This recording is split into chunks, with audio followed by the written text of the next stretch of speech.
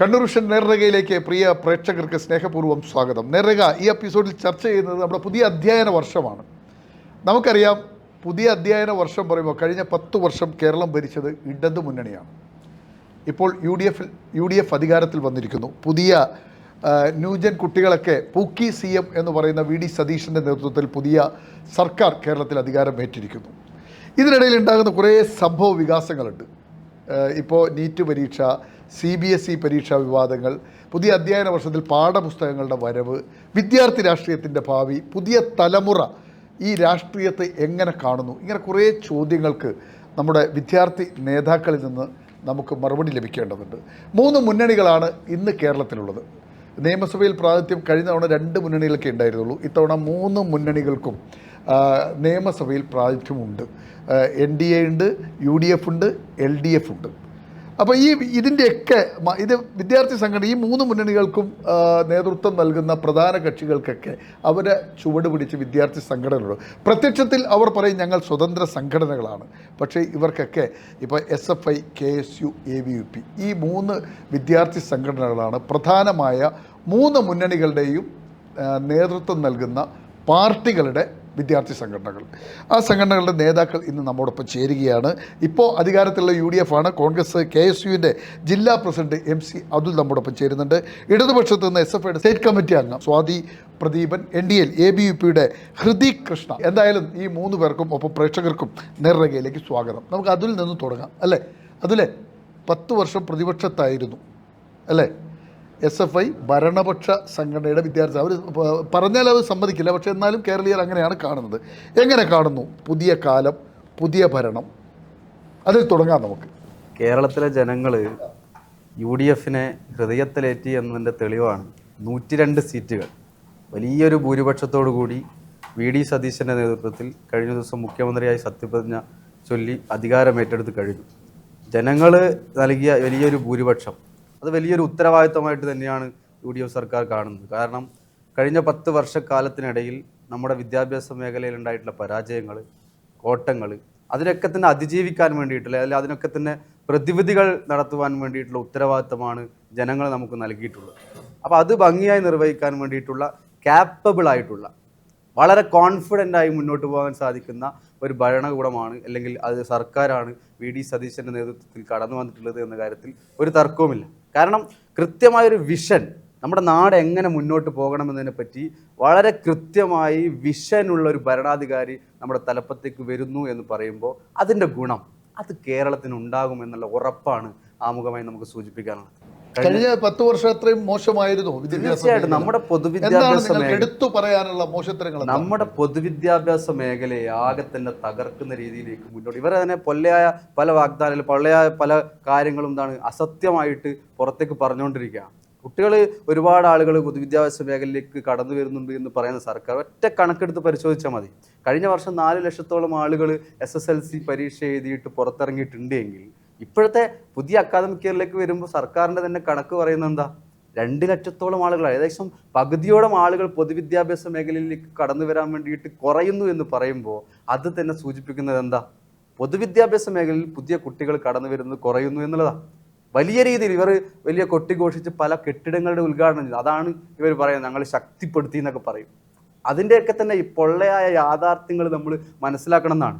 പല വിധത്തിൽ ഇങ്ങനെ ഫണ്ട് അടിച്ചു മാറ്റാൻ വേണ്ടിയിട്ട് ഈ ഊരാളുങ്കൽ പോലെയുള്ള ആളുകൾക്ക് ഇത് കൊടുത്തിട്ട്, കരാറ് കൊടുത്തിട്ട് പൈസ അടിച്ചു മാറ്റാൻ വേണ്ടിയിട്ട് കെട്ടിടങ്ങൾ ഉണ്ടാക്കുന്നു എന്നല്ലാതെ മറ്റു വിധത്തിലുള്ള അടിസ്ഥാന സൗകര്യങ്ങൾ ഉണ്ടാക്കാനോ കുട്ടികൾക്ക് ഇതിൻ്റെയൊക്കെ തന്നെ ഗുണം അനുഭവിക്കുന്ന രീതിയിലേക്കുള്ള കാര്യങ്ങൾ കൊണ്ടുവരാൻ വേണ്ടിയിട്ടോ ഇവർക്ക് സാധിക്കുന്നില്ല. എന്തിനേറെ പറയുന്നു, തൊട്ടപ്പുറത്ത് പാപ്പിനിശ്ശേരി, അവിടുത്തെ വിദ്യാഭ്യാസ ഉപജില്ലയുടെ സ്ഥിതി എന്താ? വിദ്യാഭ്യാസ ഉപജില്ലയുടെ അവിടുത്തെ ആസ്ഥാനത്ത് അധ്യാപകരായിട്ടുള്ള ആളുകളെടുത്ത് പിരിവെടുത്തിട്ട് അതിൻ്റെ വാടക കൊടുക്കാൻ വേണ്ടിയുള്ള സാഹചര്യം ഉണ്ടാകുന്നു. ഇരിക്കൂറിൽ ഉപജില്ല വിദ്യാഭ്യാസ ആസ്ഥാനത്തിൻ്റെ അത് സ്കൂളിലേക്ക് മാറ്റാൻ വേണ്ടിയുള്ള സാഹചര്യം ഉണ്ടാകുന്നു. ഇവിടെ കണ്ണൂർ DD ഓഫീസ് നിങ്ങൾ പോയിട്ടുണ്ടോ? ഈ അടുത്ത കാലത്ത് പോയിട്ട് കണ്ണൂർ ജില്ലക്കകത്തുള്ള DD ഓഫീസ് ആസ്ഥാന കേന്ദ്രത്തിൻ്റെ സ്ഥിതി എന്താ? അപ്പൊ ആ നിലയിൽ പരാജയപ്പെട്ടിട്ടുള്ള ഒരു സംവിധാനമാണ് നമ്മുടെ നാടിനകത്തുള്ളത്. മാത്രമല്ല നമ്മുടെ സ്കൂളുകൾ എത്ര സർക്കാർ ഇവരുടെ CPMന്റെ നേതാക്കന്മാരെ വളരെ കോൺഫിഡൻറ്റോട് കൂടി പറയാറുണ്ട്, എന്ത് ഒരു സർക്കാർ സ്ഥാപനങ്ങൾ പോലും അടച്ചുപൂട്ടിയിട്ടില്ല എന്ന് പ്രസംഗിക്കുന്നുണ്ട്. പക്ഷേ എന്താ, മുഖ്യമന്ത്രിയുടെയും സ്പീക്കറുടെയും ഉൾപ്പെടെയുള്ള ഇടങ്ങളിലെ സർക്കാർ വിദ്യാലയങ്ങൾ അടച്ചുപൂട്ടിയ സ്കൂളുകളുടെ എണ്ണം എത്രയാ? അപ്പോൾ ആ നിലയിൽ സർക്കാർ വിദ്യാഭ്യാസ സ്ഥാപനങ്ങളൊക്കെ തന്നെ അടച്ചുപൂട്ടുന്ന സാഹചര്യം ഉണ്ടാകുന്നു. ഉച്ചഭക്ഷണ പദ്ധതി എന്താ കഥ? ഉച്ചഭക്ഷണത്തിനകത്ത് എത്തിക്കാൻ വേണ്ടിയിട്ട് അവിടുത്തെ പ്രധാന അധ്യാപകർ നടത്തുന്ന കഷ്ടപ്പാട്, അവിടുത്തെ PTA സംവിധാനം നടത്തുന്ന പ്രയാസങ്ങൾ, ഇതൊക്കെ നമ്മൾ കാണാതെ പോകരുത്. പാഠപുസ്തകം വളരെ നേരത്തെ എത്തിക്കുമെന്ന് പറഞ്ഞ സർക്കാർ ഇപ്പം എന്താ ചെയ്തേക്കുന്നത്? പാഠപുസ്തകത്തിൻ്റെ പുറംചട്ട അടിക്കാൻ വേണ്ടി പേപ്പറില്ല. ഇനിയിപ്പോൾ അടുത്ത് നമ്മുടെ സർക്കാർ, നമ്മുടെ ഉത്തരവാദിത്തമാണ് അത് കണ്ടെത്തേണ്ടത്. അത് വളരെ കൃത്യമായിട്ട് കുട്ടികളുടെ പാഠപുസ്തകം എത്തിക്കേണ്ട ഉത്തരവാദിത്തം നമ്മൾ അമ്പേ പരാജയമാണ് വിദ്യാഭ്യാസ മേഖല. വലിയ പ്രതീക്ഷയോടുകൂടി VDS മുഖ്യമന്ത്രി സർക്കാർ അത് പ്രതീക്ഷ നൽകുകയാണെന്നാണ് താങ്കൾ പറയുന്നത്. തീർച്ചയായിട്ടും എങ്ങനെയാണ് അതിൽ പറയുന്നത് കേട്ടില്ലേ? തകർന്ന് തരിപ്പണമായിരിക്കുക. പറഞ്ഞ കാര്യങ്ങളൊക്കെ തന്നെ അതേ ലാഘവത്തോട് തന്നെ തിരിച്ചു ചോദിക്കുകയാണ്. ഈ കഴിഞ്ഞ 10 വർഷക്കാലം കേരളത്തിൻ്റെ പൊതുവിദ്യാഭ്യാസ രംഗത്തുണ്ടായിട്ടുള്ള ഏറ്റവും വലിയ മാറ്റങ്ങളുണ്ട്. നമുക്ക് കുറച്ചൊരു 10 വർഷം പിറകിലേക്ക് പോകാം. ഞങ്ങളൊക്കെ സ്കൂളിൽ പഠിക്കുന്ന സമയത്ത് കേരളത്തിൻ്റെ വിദ്യാഭ്യാസ മന്ത്രി അബ്ദുൾ റബ്ബ് കേരളത്തിൻ്റെ വിദ്യാഭ്യാസ മന്ത്രിയായിരിക്കുന്ന UDF ഭരിക്കുന്നൊരു കാലഘട്ടം ഈ നാടിനെ സംബന്ധിച്ചിടത്തോളം ഉണ്ടായ കാലത്ത് ഞങ്ങൾക്ക് ഓണപരീക്ഷയായിട്ട് പോലും പഠിക്കുന്നതിന് വേണ്ടിയുള്ള പാഠപുസ്തകങ്ങൾ ലഭിക്കാതിരുന്നൊരു കാലം ദൂരമൊന്നുമല്ല. ഒരു 10 വർഷങ്ങൾക്ക് മുമ്പേ ഈ കേരളത്തിൽ UDF ഭരിക്കുന്ന സമയത്ത് ഈ കേരളത്തിനകത്തുള്ള വിദ്യാർത്ഥികൾ അനുഭവിച്ചിട്ടുള്ളൊരു യാഥാർത്ഥ്യമാണ്. ഓണപരീക്ഷയാവുകയാണ്, പുസ്തകങ്ങൾ എത്തുന്നില്ല. ഓണക്കാലത്ത് പോലും ഓണപരീക്ഷ എഴുതുന്നതിന് പോലും പുസ്തകങ്ങൾ എത്താത്തൊരു സ്ഥിതി. അന്ന് ചില മാധ്യമങ്ങളും ഒക്കെ ഈ പറയുന്ന വിദ്യാഭ്യാസ മന്ത്രിയോട് ചോദിക്കുമ്പോൾ ഓണം നേരത്തെ വന്നതുകൊണ്ടാണ് പാഠപുസ്തകങ്ങൾ എത്തുന്നതിന് താമസിച്ചു എന്ന് പറഞ്ഞ് ഇത്രയേറെ കേരളത്തിൻ്റെ പൊതുവിദ്യാഭ്യാസ മേഖലയെ ലാഘവത്തോടുകൂടി കണ്ടിട്ടുള്ളൊരു ഭരണകൂടം UDFനെ സംബന്ധിച്ചിടത്തോളം ഇവിടെ ഉണ്ടായിട്ടുള്ളതാണ്. ആ സമയത്തും SFI പാഠപുസ്തക സമരം പോലുള്ള വലിയ പ്രതിഷേധങ്ങൾ കേരളത്തിനകത്ത് കേരളത്തിൻ്റെ തെരുവുകളിൽ ഏറ്റെടുത്തിട്ടുള്ള സംഘടനയാണ്. പഠിക്കുന്നതിന് പാഠപുസ്തകങ്ങളില്ല, ഫോട്ടോസ്റ്റാറ്റ് എടുത്തുകൊണ്ട് പഠിക്കേണ്ടുന്നൊരു ദുരവസ്ഥ കേരളത്തിലെ വിദ്യാർത്ഥികളെ സംബന്ധിച്ചിടത്തോളം ഉണ്ടായിട്ടുണ്ട്. പിന്നീട് ഇങ്ങോട്ട് കേരളത്തിൽ ഇടതുപക്ഷം ഭരിച്ചിട്ടുള്ള ഈ 10 വർഷക്കാലം കേരളത്തിന്റെ പൊതുവിദ്യാഭ്യാസ മേഖലയിൽ ഉണ്ടായിട്ടുള്ള ഒരുപാട് മാറ്റങ്ങളുണ്ട്. സ്കൂളുകളുമായി ബന്ധപ്പെട്ടുകൊണ്ട് തന്നെ എല്ലാ സ്കൂളുകളും ഹൈടെക് ആക്കി മാറ്റുന്നതിനു വേണ്ടി പ്രൈവറ്റ് ഇംഗ്ലീഷ് മീഡിയം സ്കൂളുകളെ ആശ്രയിച്ചിരുന്ന വിദ്യാർത്ഥികളും രക്ഷിതാക്കളും പൊതുവിദ്യാലയങ്ങളിലേക്ക് കടന്നു വരുന്നതിനു വേണ്ടി സ്കൂളുകളുടെ അടിസ്ഥാന സൗകര്യങ്ങൾ വികസിപ്പിക്കുന്നതുമായി ബന്ധപ്പെട്ടുകൊണ്ട് കേരളത്തിന്റെ സ്കൂൾ കലോത്സവങ്ങൾ എടുത്ത് പരിശോധിച്ചു നോക്കുമ്പോൾ, കേരളത്തിന്റെ സ്കൂൾ കായിക മേളകൾ എടുത്ത് പരിശോധിച്ചു നോക്കുന്ന സമയത്ത് ഏറ്റവും വലിയ മാറ്റങ്ങൾ കൊണ്ടുവരുന്നതിന് വേണ്ടി കേരളത്തിന്റെ പൊതുവിദ്യാഭ്യാസത്തിനകത്ത് സാധിച്ചിട്ടുണ്ട്.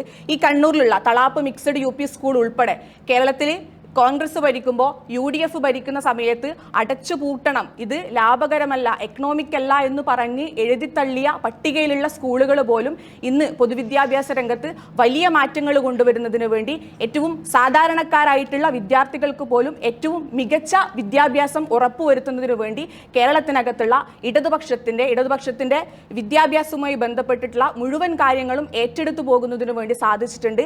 ഈ വരുന്ന ഗവൺമെന്റ്, ഇപ്പോൾ UDF നേതൃത്വം കൊടുക്കുന്ന ഗവൺമെന്റ് ഏതെങ്കിലും തരത്തിൽ അബ്ദുൾ റബ്ബ് ചെയ്തതുപോലെ കേരളത്തിന്റെ UDF കേരളത്തിനകത്ത് പൊതുവിദ്യാർത്ഥികളോട് വിദ്യാഭ്യാസ മേഖലയോട് കാണിച്ചിട്ടുള്ള അവഗണനകൾ വീണ്ടും തുടരുകയാണെങ്കിൽ തീർച്ചയായിട്ടും SFI വലിയ രീതിയിലുള്ള പ്രതിഷേധ പരിപാടികൾക്ക് നേതൃത്വം കൊടുക്കും. ഞങ്ങളുടെ വിദ്യാർത്ഥികൾക്ക് വേണ്ടുന്ന പാഠപുസ്തകങ്ങൾ ലഭിക്കുന്നതിന് വേണ്ടി കൃത്യമായിട്ടുള്ള അക്കാദമിക്കിനോട് കൂടിയുള്ള പരീക്ഷകൾ നടത്തുന്നതിന് വേണ്ടി UDFന് കേരളത്തിനകത്തുള്ള വിദ്യാഭ്യാസ മന്ത്രിക്കോ സംവിധാനത്തിനോ സാധിച്ചിട്ടില്ല എങ്കിൽ പ്രക്ഷോഭത്തിലേക്ക് വരും. അതിൽ പറഞ്ഞ പ്രധാനപ്പെട്ട കാര്യം, ഈ വർഷം അധ്യയന വർഷം ആരംഭിക്കുമ്പോൾ പൊതുവിദ്യാലയങ്ങളിലെ കുട്ടികളുടെ വരവ് കുറഞ്ഞു. അതുപോലെ തന്നെ വിദ്യാഭ്യാസ ഓഫീസുകളുടെ ഒരു ദുരവസ്ഥ പറഞ്ഞു. കുറേ കെട്ടിടങ്ങൾ നിർമ്മിച്ചു എന്നല്ലാതെ കുട്ടികൾക്ക് അതിനുള്ള ഭൗതിക സാഹചര്യങ്ങൾ ഒരുങ്ങിയില്ല എന്ന് പറയുന്നു. ഉച്ചക്കഞ്ഞിയുടെ അധ്യാപകരുടെ സങ്കടങ്ങൾ നമ്മൾ കാണുന്നു. ഇതേക്കുറിച്ച് എന്താണ് പറയാനുള്ളത്? ഈ ചർച്ച കഴിഞ്ഞതിന് ശേഷം അല്ലെങ്കിൽ ഈ ജൂൺ 1 മുതൽ ഈ കേരളത്തിൽ ഉണ്ടായിട്ടുള്ള പൊതുവിദ്യാലയങ്ങളിലേക്ക് കടന്നുപോയിക്കൊണ്ട് ഈ പറയുന്ന കാര്യങ്ങളൊക്കെ നേരിട്ട് സംവദിക്കാൻ വേണ്ടി KSUവിന്റെ പ്രതിനിധി തയ്യാറാണോ എന്നുള്ളതാണ് ഈ ഒരു ഘട്ടത്തിൽ ചോദിക്കാനുള്ളത്. ഈ പറയുന്നത് വെറുതെ ഒരു ചാനൽ ചർച്ചയിൽ ക്യാമറ ഓൺ ആക്കിയാൽ ഇല്ലാത്ത കാര്യങ്ങൾ പറഞ്ഞുകൊണ്ടിരിക്കുക എന്നതിനപ്പുറത്തേക്ക് സ്കൂളിലേക്ക് നമുക്ക് പോകാം, വാണിവിലാസം UP സ്കൂളിലേക്ക് നമുക്ക് പോകാം, കോടിയേരി ഈസ്റ്റ് ജൂനിയർ ബേസ് എന്താണ് അവിടേക്ക് എന്താ കുഴപ്പം? തീർച്ചയായിട്ടും KSU-വിനോ അതേ രീതിയിൽ തന്നെ ചോദിക്കുകയാണ്. നമ്മുടെ നാട്ടിനകത്തുള്ള പൊതുവിദ്യാലയങ്ങളിലേക്ക് കടന്നു പോകാം, പൊതുവിദ്യാലയങ്ങളിലേക്ക് കടന്നു പോകാം. ഈ കേരളത്തിൽ ഉമ്മൻചാണ്ടി ഭരിക്കുമ്പോൾ ഇവിടെ UDF-ന്റെ ഗവൺമെന്റ് ഉണ്ടാകുന്ന സമയത്ത് വെറുതെ തറക്കല്ലിട്ട് കൊണ്ടുപോകുന്ന ഒരു സ്ഥിതിയാണ് കേരളത്തിനകത്തുള്ള ഗവൺമെന്റ് UDF-ന്റെ ഭരണകൂടം അന്ന് ഏറ്റെടുത്തത്. ഉച്ചക്കഞ്ഞിയുടെ കാര്യത്തിൽ അധ്യാപകരൊക്കെ വല്ലാണ്ട് ബുദ്ധിമുട്ടി. പ്രധാന അധ്യാപകർ ക്യാമറ തുറന്നു വെക്കുന്ന സമയത്ത് വെറുതെ വാഗ്വാദത്തിന് വേണ്ടി ചില കാര്യങ്ങൾ പറഞ്ഞു പൊലിപ്പിക്കുക എന്നുള്ളതാണ്. കേരളത്തിനകത്തുള്ള വിദ്യാർത്ഥികളോട് ഈ കഴിഞ്ഞ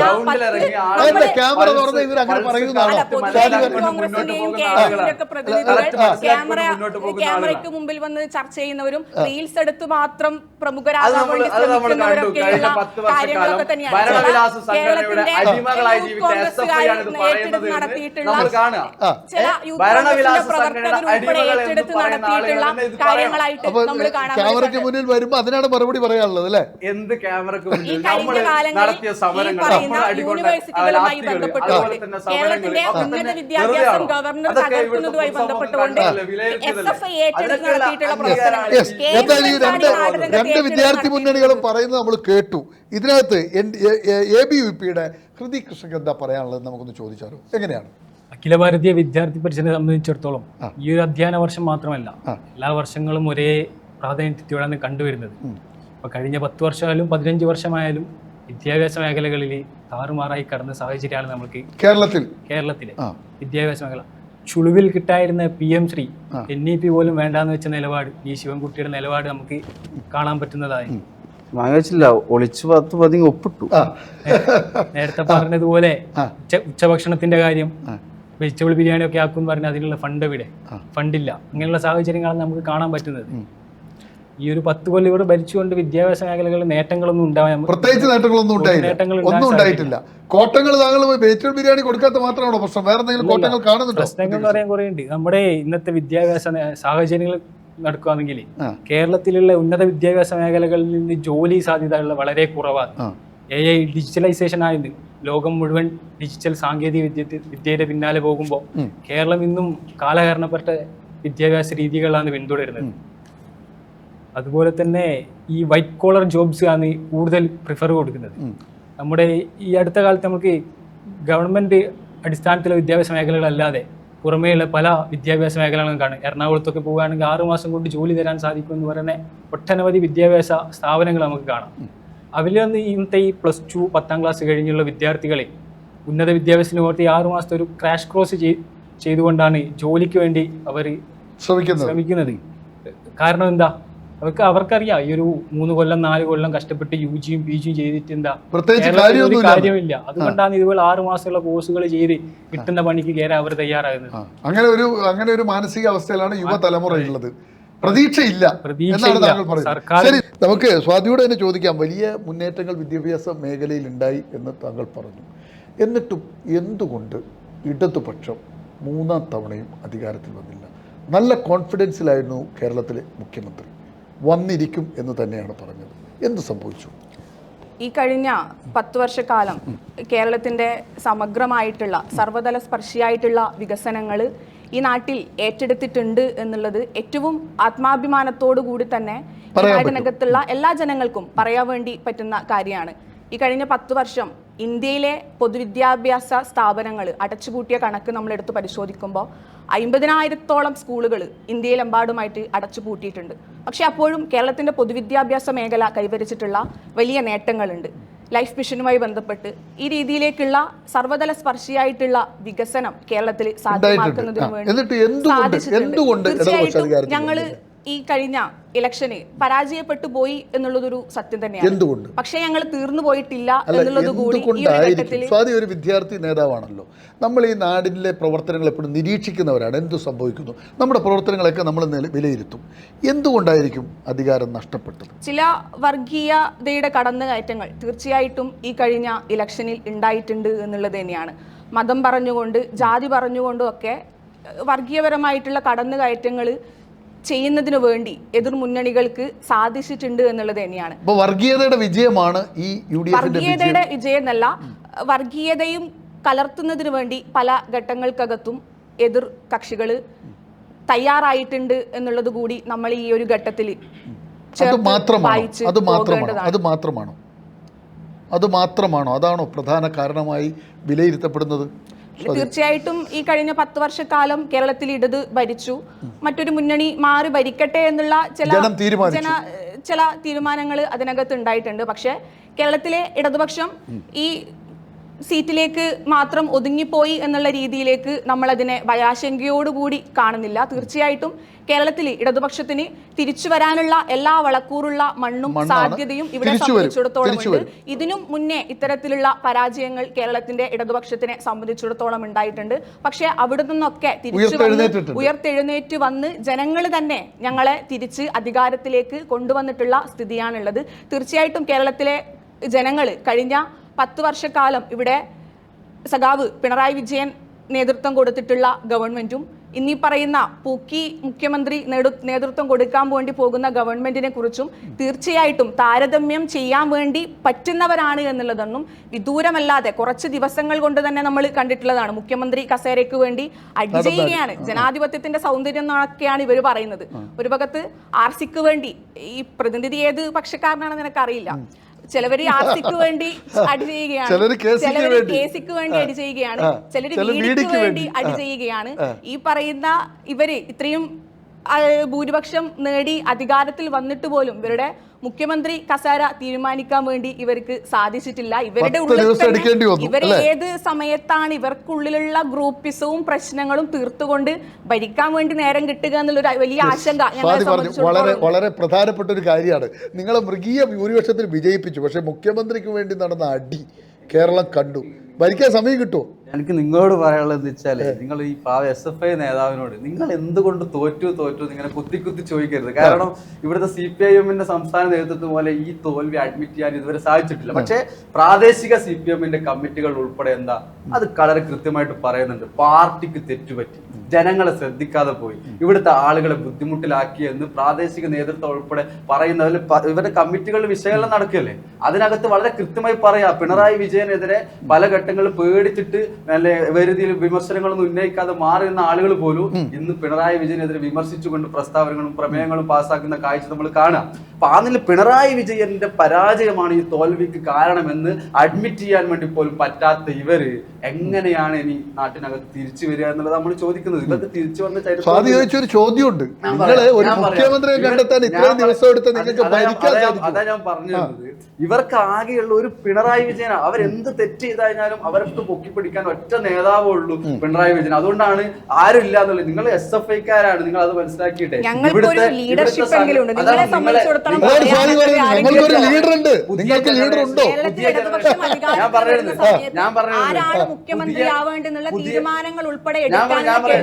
പുതിയ ജനറേഷൻ ലീഡേഴ്സിനെ വളർത്തിക്കൊണ്ടുവരാൻ വേണ്ടിയിട്ട് പാർട്ടി ഇടപെടൽ നടത്തണം എന്ന് പറയേണ്ട ആളുകളായ SFI.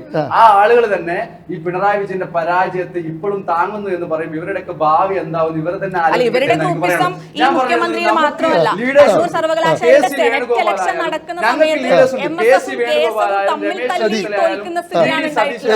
ഇവരൊക്കെ കോൺഗ്രസിന്റെ മുഖങ്ങളാണ്. ആ കോൺഗ്രസിന്റെ മുഖങ്ങളൊക്കെ തന്നെ മുഖ്യമന്ത്രി പട്ടികയിലേക്ക് പരിഗണിക്കപ്പെടുന്നുണ്ട് എന്ന് പറഞ്ഞാൽ ഞങ്ങളുടെ നേതൃബാഹുല്യമാണ്, നേതൃത്വ സമ്പന്നതയാണ് അത് തെളിവാക്കുന്നത്. അങ്ങനെ ഒരുപാട് ലീഡർഷിപ്പ് നമ്മുടെ പാർട്ടിക്കകത്ത് ഉണ്ട് എന്ന് പറയുമ്പോൾ അതങ്ങനെ ഒരു പോരായ്മയാകുന്നു. ഞങ്ങളുടെ പാർട്ടിക്കുള്ളിൽ സംഘടനക്കുള്ളിൽ ഒരു ചർച്ച നടക്കുന്നു, ആര് മുഖ്യമന്ത്രി ആവണമെന്ന്. അത്രയും വിശാലമായി ജനാധിപത്യപരമായിട്ടുള്ള ഒരു ചർച്ച നടക്കുന്ന ഒരു പാർട്ടി ഇന്ത്യ രാജ്യത്ത് വേറെ ഏതുണ്ട്? ഏകപക്ഷീയമായിട്ട് അവർക്ക് എന്താണ് ഇന്നയാള് എന്ന് പറഞ്ഞിട്ട് പ്രഖ്യാപിക്കാൻ വേണ്ടിയിട്ട് അവർക്ക് പറ്റും. പക്ഷെ നമുക്ക് നേതാക്കന്മാരുണ്ട്, സംഘടനയുണ്ട്, ഓൾ ഇന്ത്യ കോൺഗ്രസ് കമ്മിറ്റി ഉണ്ട്, അതിനകത്ത് മീറ്റിങ്ങുകളുണ്ട്. വളരെ കൃത്യമായി ഡിസ്കസ് ചെയ്തിട്ടാണ് ഒരാളെ തീരുമാനിക്കുക. അത് തീരുമാനിച്ച ശേഷം എന്തെങ്കിലും അവസരം ഉണ്ടായോ? ഇതിനിടയിൽ മാധ്യമങ്ങൾ ഉണ്ടാക്കിയിട്ടുള്ള കോലാഹലങ്ങളല്ലാതെ പാർട്ടിക്കുള്ളിൽ എന്ത് പ്രശ്നം ഉണ്ടായി? ഒരു പ്രശ്നം സ്വാഭാവികമായി ഉണ്ടാകുന്ന ജനാധിപത്യപരമായ ചർച്ചകളല്ലാതെ മറ്റു ഒരു പ്രയാസങ്ങളില്ലാതെ നമ്മൾ മുഖ്യമന്ത്രി തീരുമാനിച്ചു, മന്ത്രിമാരെ തീരുമാനിച്ചു, സത്യപ്രതിജ്ഞ കഴിഞ്ഞു, നമ്മൾ UDF അധികാരത്തിലേറ്റു. ഇവിടുത്തെ ജനങ്ങൾ നെഞ്ചിലേറ്റുന്ന സർക്കാർ കടന്നു വരുന്നത്. നിങ്ങൾ വെയിറ്റ് ആൻഡ് ചെയ്യുന്ന ഞങ്ങൾ പറയാനുള്ളത്, ആ മികച്ച ഭരണം നമ്മൾ UDF ടീം UDF ആണ്. വീട് പറഞ്ഞതുപോലെ അത് ആ നില തന്നെ മുന്നോട്ട് പോകും. ഞാൻ നേരത്തെ പറഞ്ഞു വെക്കാൻ വേണ്ടി പോയ കാര്യം വർഗീയതയെ പറ്റിയൊക്കെ പറഞ്ഞല്ലോ. ഞാൻ പറഞ്ഞത് വെള്ളാപ്പള്ളി നടേശൻ ഉൾപ്പെടെയുള്ള ആളുകൾ ഇവിടുത്തെ വർഗീയതയെ ഊതി വീർപ്പിക്കാൻ വേണ്ടി നേതൃത്വം കൊടുത്തപ്പോൾ അതിനെ പിന്തുണച്ചവരല്ലേ അവര്? പിണറായി വിജയൻ എന്നത് മുഖ്യമന്ത്രിയുടെ കാറിൽ അവരെ കയറ്റി പോയവരല്ലേ അവര്? അതിനെ പിന്തുണച്ചവരല്ലേ? ആ ആളുകൾ എങ്ങനെയാ വർഗീയതയെ പറ്റി സംസാരിക്കുന്നത്? അപ്പോൾ നമ്മുടെ പ്രതിപക്ഷ നേതാവ് എന്താ പറഞ്ഞ ആ സമയത്ത്?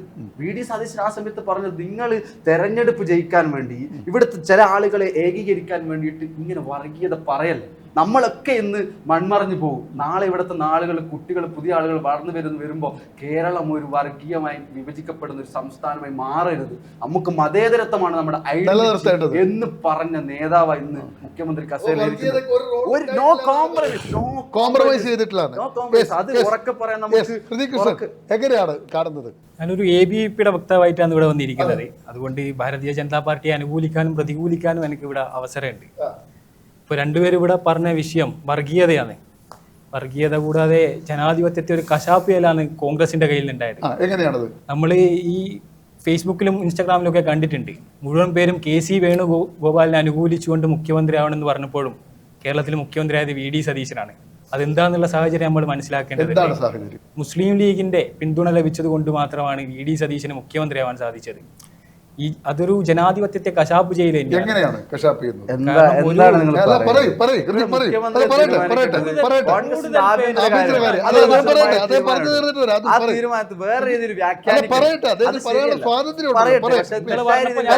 ഞാൻ പറയുന്നത് നിങ്ങൾ കേൾക്ക്.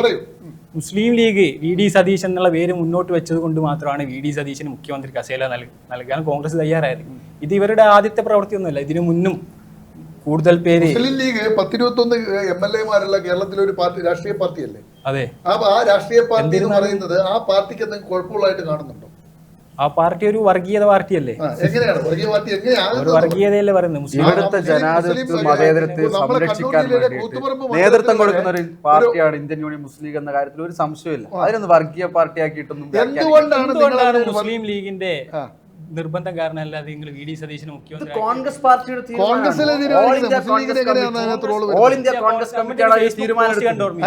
മല്ലികാർജുൻ ഖാർഗെയോ മറ്റോ ഒരു ബോർഡ് കയ്യിൽ പിടിച്ചേക്കുമ്പോൾ മുഴുവൻ പേരും KC വേണുഗോപാലിന്റെ പേരായിരുന്നു അതിലുണ്ടായിരുന്നത്. എന്നിട്ടും VD സതീശാണ് മുഖ്യമന്ത്രി സ്ഥാനത്ത് എത്തിയത്. കോൺഗ്രസ് തീരുമാനിക്കും. കോൺഗ്രസിന് അതിൻ്റെതായ മാനദണ്ഡങ്ങളുണ്ട്. MLA-മാരുടെ പിന്തുണ നോക്കും, ജനങ്ങളുടെ പൊതുവികാരങ്ങൾ നോക്കും. ആ നിലയിൽ പല മാനദണ്ഡങ്ങൾ വെച്ചിട്ടാണ് നമ്മളൊരു മുഖ്യമന്ത്രി തീരുമാനിക്കുന്നത്. അത് നിങ്ങളോട് പറയേണ്ട ആവശ്യം നിങ്ങൾക്ക് എന്താണ്? നരേന്ദ്രമോദിയും അമിത്ഷായും പറയുന്നത് അത് ഒരു ജനാധിപത്യമില്ലാതെ മുന്നോട്ട് പോകുന്ന നിങ്ങൾക്ക് അതിന്റെ ജനാധിപത്യ വിശാലതയെ പറ്റി ഒന്നും മനസ്സിലാക്കാൻ നിങ്ങൾക്ക് കഴിഞ്ഞിട്ടില്ല. അതുകൊണ്ടാണ് നിങ്ങൾ പറയുന്നത്. മാത്രമല്ല ഇതിനു മുന്നും നിങ്ങൾ ഇതേപോലെ തന്നെ പ്രവർത്തികളാണ് ചെയ്തിട്ടുണ്ട്. പണ്ട് ഭാരതത്തിൽ സ്വാതന്ത്ര്യ സമര കാലഘട്ടത്തിൽ സുഭാഷ് ചന്ദ്രബോസ് നേതൃത്വ നിലയിൽ വരണമെന്ന് മുഴുവൻ കോൺഗ്രസ് കമ്മിറ്റികൾ രൂപീകരിച്ചപ്പോഴും ഗാന്ധിജി എന്താ പറഞ്ഞത്? ജവഹർലാൽ നെഹ്റു വരണമെന്ന്. ഇന്ത്യൻ പ്രധാനമന്ത്രി അല്ല, കോൺഗ്രസിന്റെ തലപ്പത്ത് സ്വാതന്ത്ര്യത്തിന് മുന്നേ.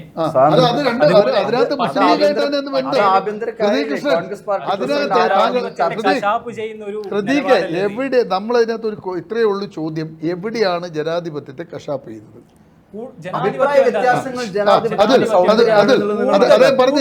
ആരെ അനുകൂലിക്കുന്നു അവർക്കല്ലേ ശരിക്ക് സാധ്യത. MLA-മാര് കൂടുതൽ അനുകൂലിച്ചത് KC ആണ്. അതുകൊണ്ട് KC ആണ് മുഖ്യമന്ത്രി ആകേണ്ടിയിരുന്നത് എന്നാണ് താങ്കൾ പറയുന്നത്. അതെ, കൂടുതൽ അവസരം കിട്ടേണ്ടിരുന്ന KC വേണുഗോപാലാണ്. താങ്കൾ ഒരു KC പക്ഷക്കാരനാണോ? അല്ല, ഞാനും രാഷ്ട്രീയപരമായി ഒരു പക്ഷത്തുമില്ല. ഞാനത് സ്വാതിയിൽ നിന്ന് തുടങ്ങാം. സ്വാതി, ഈ SFI എന്നൊക്കെ നിങ്ങൾ സംസാരിക്കുമ്പോൾ തന്നെ SFIയുടെ ഒരു പ്രതിനിധി സംസാരിക്കുമ്പോൾ അതിൻ്റെ ഒരു ഭാഷ ഒന്ന് വേറെ തന്നെയാണ്. അത് കൃത്യമായിട്ട് പഠന ക്ലാസ്സുകളിലൂടെ മോഡിഫൈ ചെയ്തെടുത്ത് അത് ആ ലെവലിലാണ്. ഇപ്പം സ്വാതി സംസാരിക്കുന്നതും അതിൽ സംസാരിക്കുന്നതും നിങ്ങൾ 3 പേര് സംസാരിക്കുന്ന കേൾക്കുന്ന പ്രേക്ഷകർക്കറിയാം. അങ്ങനെ ഒരു ഒരു ഒരു ഒരു അടിത്തറയുണ്ട്. പുതിയ കാലത്ത് ഇപ്പം ഒരു മുഖ്യമന്ത്രി വന്നു, മുഖ്യമന്ത്രിയുടെ ഒരു ചെറു പുഞ്ചിരി, ചുണ്ട് കടിച്ചുകൊണ്ടുള്ള ഒരു ചെറു പുഞ്ചിരി വൈറലായി ലക്ഷക്കണക്കിന് കോടിക്കണക്കിന് മനുഷ്യരിലേക്ക് എത്തിയത്. പുതിയ കാലത്ത് നിങ്ങളുടെ വിദ്യാർത്ഥി രാഷ്ട്രീയം എങ്ങനെയാണ് രൂപപ്പെടുത്താൻ കഴിയുക?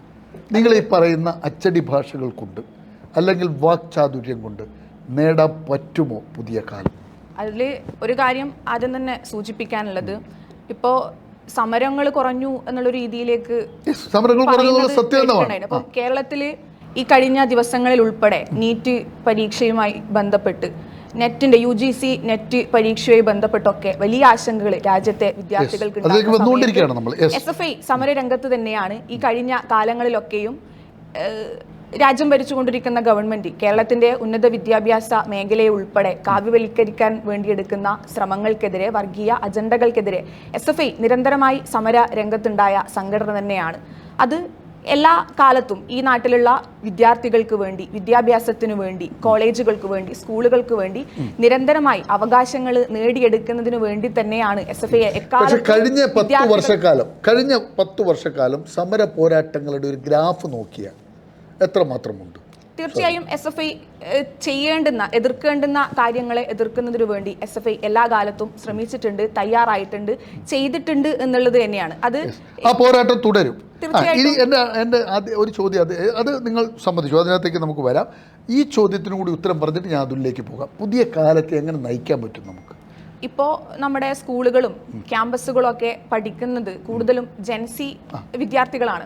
അപ്പം ഞങ്ങൾ ഉൾപ്പെടെ അതിൻ്റെ ഭാഗം തന്നെയാണ്. ഞങ്ങൾ ഉൾപ്പെടെ പഠിക്കുന്ന സമയത്തും ജെൻസി വിദ്യാർത്ഥികൾ തന്നെയാണ് കോളേജുകളിലും സ്കൂളുകളൊക്കെ പഠിക്കുന്നത്. പക്ഷേ കൂടുതലായിട്ടും ഈ ഒരു കാലഘട്ടത്തിലാണ്, ഈ ഒരു സമയത്താണ് കൂടുതലും ജെൻസികളെ അഡ്രസ് ചെയ്തുകൊണ്ട് നമ്മൾ സംസാരിക്കാൻ വേണ്ടി തുടങ്ങിയിട്ടുള്ളത്. പ്രത്യേക പരിശീലനം എന്നുള്ളതല്ല, നമ്മൾ ഏത് കാലഘട്ടത്തിന് അനുസൃതമായിട്ടാണോ, ഏത് കാലഘട്ടത്തിലാണോ ജീവിക്കുന്നത്, എന്താണോ അതാത് സമൂഹത്തിന്റെ പരിച്ഛേദം എന്നുള്ളത് നമ്മളെ സംബന്ധിച്ചിടത്തോളം മനസ്സിലാക്കുന്നതിന് വേണ്ടിയുള്ള ഒരു കഴിവ്, അല്ലെങ്കിൽ അതിനു വേണ്ടിയുള്ള ഒരു നമ്മളെ സംബന്ധിച്ചിടത്തോളം അതുണ്ട്. അത് നിരന്തരമായിട്ട് നമ്മൾ ഗ്രൗണ്ടിൽ വർക്ക് ചെയ്യുന്ന, ഗ്രൗണ്ട് റിയാലിറ്റി മനസ്സിലാക്കുന്ന ആൾക്കാരാണ്. അപ്പോൾ എന്താണ് ഈ ഒരു തലമുറയെ സംബന്ധിച്ചിടത്തോളം ഈ കോക്രോച്ച് പാർട്ടിയെ ഇതിനെപ്പറ്റി ഒന്ന് മെൻഷൻ ചെയ്തു പോകുന്ന സ്ഥിതി ഉണ്ടായിട്ടുണ്ടല്ലോ. അപ്പൊ രാജ്യത്തുള്ള ഇതിന്റെ തൊഴിലില്ലായ്മയ്ക്കെതിരെയൊക്കെയാണ്, അൺഎംപ്ലോയ്മെന്റിനൊക്കെ എതിരെയാണ് ഒരു കൂട്ടം ചെറുപ്പക്കാർ അതിനെ സംഘടിക്കുന്നത്. അപ്പൊ അതിനെ പോലും തോൽപ്പിക്കുന്ന, അല്ലെങ്കിൽ അതിനെപ്പോലും ഇവിടുന്ന് തുടച്ചു കളയുന്ന രീതിയിലേക്കുള്ള പ്രവർത്തനങ്ങളൊക്കെ രാജ്യം എന്തിനാണ് അവരെ ഇത്ര പേടിക്കുന്നത് എന്നുള്ളതാണ് നമുക്ക് മനസ്സിലാക്കാത്തത്. തീർച്ചയായിട്ടും ഈ ഒരു ജെൻസി തലമുറ എന്ന് പറയുമ്പോൾ അവർ കൂടുതൽ സ്വാതന്ത്ര്യത്തെക്കുറിച്ച് പറയുന്നവരാണ്. എല്ലാ കാര്യങ്ങളും ഏറ്റവും പെട്ടെന്ന് മനസ്സിലാക്കാൻ വേണ്ടി സാധിക്കുന്ന ആൾക്കാരാണ്. അപ്പോൾ നമ്മളെയൊക്കെ സംബന്ധിച്ചിടത്തോളം ഒരു ക്ലാസ് ക്യാമ്പയിൻ ഞങ്ങൾ കോളേജുകളിൽ പോയി ചെയ്യുന്നുണ്ടെങ്കിൽ തീർച്ചയായിട്ടും വളരെ കൃത്യമായി പഠിക്കുക എന്നുള്ള, സമൂഹത്തിനെ പറ്റി പഠിക്കുക, ലോകത്തിനെ പറ്റി പഠിക്കുക, രാജ്യത്തിനെ, കേരളത്തിനെ പറ്റി പഠിക്കുക, പഠിച്ച് നിരന്തരമായിട്ടുള്ള പഠനം തന്നെയാണ് രാഷ്ട്രീയം എന്നുള്ളത്. അപ്പം അതിൻ്റെ ഭാഗമായിട്ട് ഞങ്ങളും ഈ പുതിയ കാലഘട്ടത്തിന് അനുസൃതമായിട്ടുള്ള മുഴുവൻ കാര്യങ്ങളും ഏറ്റെടുക്കും. SFIയുടെ മെമ്പർഷിപ്പുമായി ബന്ധപ്പെട്ട്, SFI ഏറ്റെടുക്കാൻ വേണ്ടി പോകുന്ന പ്രവർത്തനങ്ങളുമായി ബന്ധപ്പെട്ടൊക്കെ ഏറ്റവും വിപുലമായിട്ടുള്ള, ഇന്നിന്റെ കാലഘട്ടത്തിന് ആവശ്യമായിട്ടുള്ള രീതിയിലേക്കുള്ള പ്രവർത്തനങ്ങൾ ഞങ്ങൾ ഏറ്റെടുക്കും, വിജയിപ്പിക്കും. നമ്മുടെ കാലം എന്ന് പറഞ്ഞാൽ അതിന്റെ മാറ്റം അത് നമുക്ക് പിടിച്ചു വെക്കാൻ കഴിയാത്ത വിധത്തിലാണ്. കാരണം അനുദിനം നമ്മുടെ സാഹചര്യങ്ങൾ, പുതിയ ജനറേഷനിലെ കുട്ടികൾ ഓരോ കാര്യങ്ങളിലും അവരെടുക്കുന്ന നിലപാടുകൾ, അല്ലെങ്കിൽ അവരുടെ സംസാര രീതികൾ, അവരുടെ വാക്കുകൾ, ഇതൊക്കെ തന്നെ മാറിക്കൊണ്ടിരിക്കുന്നു. നമ്മളൊക്കെ എന്താണ് കുറച്ച് മുന്നേക്കെ സെൽഫിയൊക്കെ എടുക്കുമ്പോൾ നമുക്കറിയാം ഇങ്ങനെയൊക്കെ എടുക്കാറ്.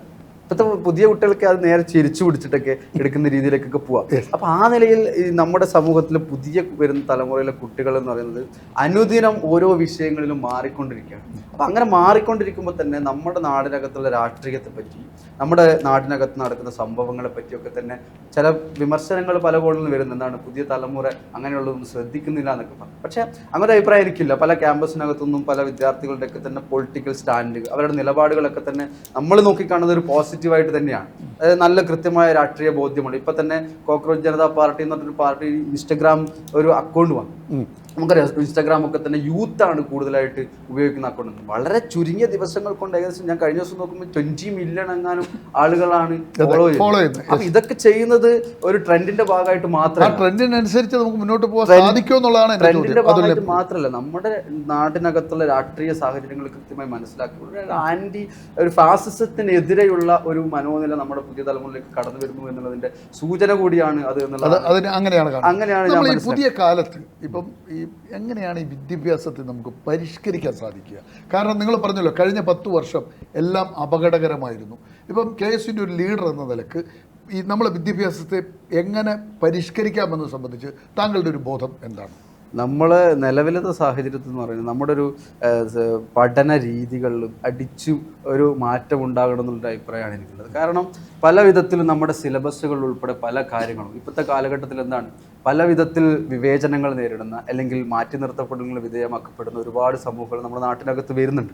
അപ്പോൾ നമ്മുടെ നാട്ടിനകത്തുള്ള സമൂഹത്തിനകത്തുള്ള ആ യാഥാർത്ഥ്യങ്ങളെ പറ്റി കൃത്യമായി പുതിയ തലമുറയിലെ ആളുകൾക്ക് മനസ്സിലാവുന്ന രീതിയിൽ നമ്മുടെ പാഠ്യ പദ്ധതികളെ പരിഷ്കരിക്കാൻ വേണ്ടിയിട്ട് നമുക്ക് തയ്യാറാണ്. കാരണം നിറത്തിന്റെ പേരിൽ പോലും അവൻ കറുത്തതാണ് അല്ലെങ്കിൽ വെളുത്തതാണ് എന്ന് പറഞ്ഞു, അല്ലെങ്കിൽ ഇപ്പൊ കഴിഞ്ഞ സഞ്ചരിക്കേണ്ട നമ്മൾ കണ്ടു എന്താ അധ്യാപകരായിട്ടുള്ള ആളുകൾ എന്ത് ചെയ്യുന്നത് ആ കുട്ടിയെ ജാതീയമായി അധിക്ഷേപിക്കുന്ന രീതിയിൽ നിറത്തിന്റെ പേരിൽ വലിയ രീതിയിൽ അവഹേളിക്കുന്ന രീതിയിൽ പരിഹസിക്കുന്ന രീതിയിലൊക്കെ പോകുന്നത്. അപ്പം നമ്മൾ പാഠ്യ പദ്ധതിയിലകത്ത് ഈ നിലയിൽ നിറത്തിന്റെ കാര്യങ്ങളെ പറ്റി വലിപ്പത്തിന്റെ കാര്യങ്ങളെ പറ്റി അതിനൊക്കെ തന്നെ ഒരു ഈക്വാലിറ്റിയെ പറ്റിയൊക്കെ തന്നെ വളരെ വിശദമായി ഡീറ്റെയിൽ ആയി പ്രായോഗികമായി വിദ്യാർത്ഥികളുടെ ഇടയിലേക്ക് എങ്ങനെ എത്തിച്ചേരാൻ വേണ്ടി പറ്റുമെന്നതിനെ പറ്റിയൊക്കെ കൃത്യമായി പഠിപ്പിക്കുന്ന രീതിയിൽ, അതുപോലെ തന്നെ സെക്സ് എഡ്യൂക്കേഷനെ പറ്റിയിട്ട് വുമൺ എംപവർമെന്റിനെ പറ്റിയിട്ട് ഇതൊക്കെ തന്നെ വളരെ കൃത്യമായി ഇടപെടുന്ന രീതിയിൽ നമ്മൾ അടിസ്ഥാനപരമായി നമ്മൾ പാഠപുസ്തകത്തിനകത്ത് ഞാൻ പലപ്പോഴും പറയാറുള്ളത് പാഠപുസ്തകത്തിനകത്തുള്ളതൊക്കെ തന്നെ നമ്മൾ പഠിച്ച് കാണാപ്പാടം പരീക്ഷ പേപ്പറിന് എഴുതി മാർക്ക് വാങ്ങുന്നതിനേക്കാൾ അപ്പുറത്ത് നമ്മുടെ ക്ലാസ് മുറിക്കകത്ത് ഒരു കടലാസ് തുണ്ട് വീണ് കഴിഞ്ഞാൽ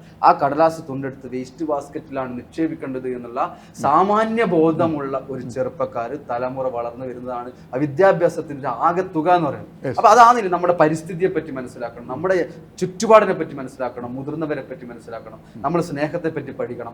ആ നിലയിൽ നമ്മുടെ പാഠ്യപദ്ധതിയിലൊക്കെ തന്നെ ഒരു മാറ്റം വരുത്തുന്നത് ഏറ്റവും നല്ലതാണ്. നമ്മുടെ സ്പോർട്സ്, കല, അതിനൊക്കെ നമ്മൾ ഓരോ ആളുകളും നമ്മൾ പലപ്പോഴും എന്താണ് ഒരു കൃത്യമായ ഒരു പാറ്റേൺ ഫോളോ ചെയ്ത് അത് അടിച്ചേൽപ്പിക്കുകയാണ് ചെയ്യുന്നത്. നേരെ മറിച്ച് ഒരു കുട്ടിയുടെ കഴിവ് എന്താണെന്ന് മനസ്സിലാക്കി ആ കഴിവിനെ പ്രോത്സാഹിപ്പിക്കാൻ വേണ്ടി നമ്മൾ തയ്യാറാകുന്നത്. കാരണം എന്താ നമ്മുടെ നാടിനകത്തൊരു ഒരു വിദ്യാഭ്യാസ കമ്മിറ്റി കോമൺ ആയി ഉണ്ട്. അതൊന്ന് വ്യതിചലിച്ച് കഴിഞ്ഞാൽ അവൻ വേറെ രീതിയിൽ പിന്നെ പോരായ്മ സംഭവിക്കുമോ എന്നുള്ളൊരു ആശങ്ക രക്ഷിതാക്കൾക്കുണ്ട്, സമൂഹങ്ങൾക്കുണ്ട്. അതുകൊണ്ട് അവർ റിസ്ക് എടുക്കാൻ പല ആളുകളും മുന്നോട്ട് വരുന്നില്ല. സ്പോർട്സ് താല്പര്യമുള്ളവനെ അതിൽ അവന് എക്സ്പേർട്ട് വിദേശ മോഡലിൽ ഒരു 7ാം ക്ലാസ് വരെയൊക്കെ പ്രാഥമിക വിദ്യാഭ്യാസം, അത് കഴിഞ്ഞ് ചോയ്സ് അനുസരിച്ച് മുന്നോട്ട് പോകും. തീർച്ചയായും എക്സ്പേർട്ട് ആയിട്ടുള്ള ആളുകളെ കൃത്യമായി അതിനകത്ത് അവരുടെ അഭിരുചി മനസ്സിലാക്കി അതിന് പരിശീലനം കൊടുക്കാൻ വേണ്ടി തയ്യാറാണ്. ഉന്നത വിദ്യാഭ്യാസ മേഖലയ്ക്ക് പോരായ്മ നമുക്ക് പറയാം. ഇപ്പം ഈ നമ്മുടെ ഈ പുതിയ CBSE പരീക്ഷാ ഫലം വന്നു, നീറ്റ്, ഇത്തരം പ്രതിസന്ധികൾ കുട്ടികളുടെ ഭാവി എങ്ങനെ ഞെട്ടിപ്പോയില്ലേ? കഷ്ടാണെന്ന് നോക്കിക്കേ, എത്ര കാലത്തെ കഷ്ടപ്പാടാണ്. നമുക്കറിയാം എത്ര ലക്ഷം രൂപ കൊടുത്തിട്ടാണ് പല ഇൻസ്റ്റിറ്റ്യൂഷനിൽ നിന്നിട്ട് ഈ നീറ്റിലെ കുട്ടികളൊക്കെ തന്നെ പരിശീലനത്തിന് പോകുന്നത് അല്ലേ? അവരുടെ ഒരു മാനസികാവസ്ഥ നിങ്ങൾ ആലോചിച്ച് നോക്കണം. വേറെ ഒന്നിലും എൻഗേജഡ് ആവാതെ ഒരു കല്യാണം ഒരു കുടുംബത്തിൽ ഒരു കല്യാണം ഉണ്ടാ പോകാൻ പറ്റില്ല, അല്ലെങ്കിൽ വേറെ രീതിയിലുള്ള എന്റർടൈൻമെന്റ് പർപ്പസ് ആയിട്ടുള്ള പല കാര്യങ്ങളും ചെയ്യും. എല്ലാവരും ഈ എക്സാം ഓറിയന്റഡ് പ്രിപ്പറേഷന് വേണ്ടിയിട്ട് തയ്യാറായി നിന്ന് കുട്ടികളുടെ ഭാവിയാണ് ചോദിക്കുന്നത്.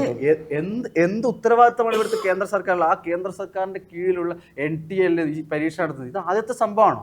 ആദ്യത്തെ സംഭവം എന്ന് പറയുന്നത് അബദ്ധവശത്ത് സംഭവിച്ചാന്ന് പറയാം. പക്ഷെ 2024 നെറ്റ് എക്സാമിന്റെ ചോദ്യപേപ്പർ ചോർന്നില്ലേ? നമുക്ക് അല്ല, അത് ഞാൻ പറയുന്നത് അത് ഭയങ്കര പ്രശ്നമുള്ള കാര്യമാണ്.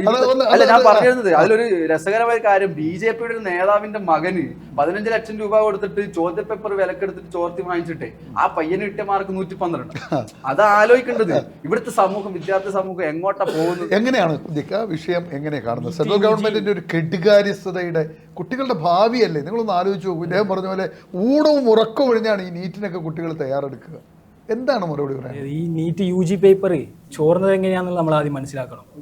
ഈ ചോദ്യപേപ്പർ തയ്യാറാക്കിയ അധ്യാപകന്മാരുണ്ട്, അവർ ഈ ചോദ്യപേപ്പർ സ്വന്തം കൈപ്പടയിൽ എഴുതി കൊണ്ടുപോയി ഫോട്ടോസ്റ്റാറ്റ് എടുത്തിട്ട് രാജ്യത്തിലെ മുഴുവൻ ഭാഗങ്ങളിലേക്ക് അയക്കുകയാണ് ചെയ്തത്. അങ്ങനെയാണ് ഒരു പെട്ടെന്ന് തന്നെ ഇത് സ്പ്രെഡ് ചെയ്ത് മുഴുവൻ സ്ഥലങ്ങളിൽ എത്തിപ്പെടാൻ സാധിച്ചത്.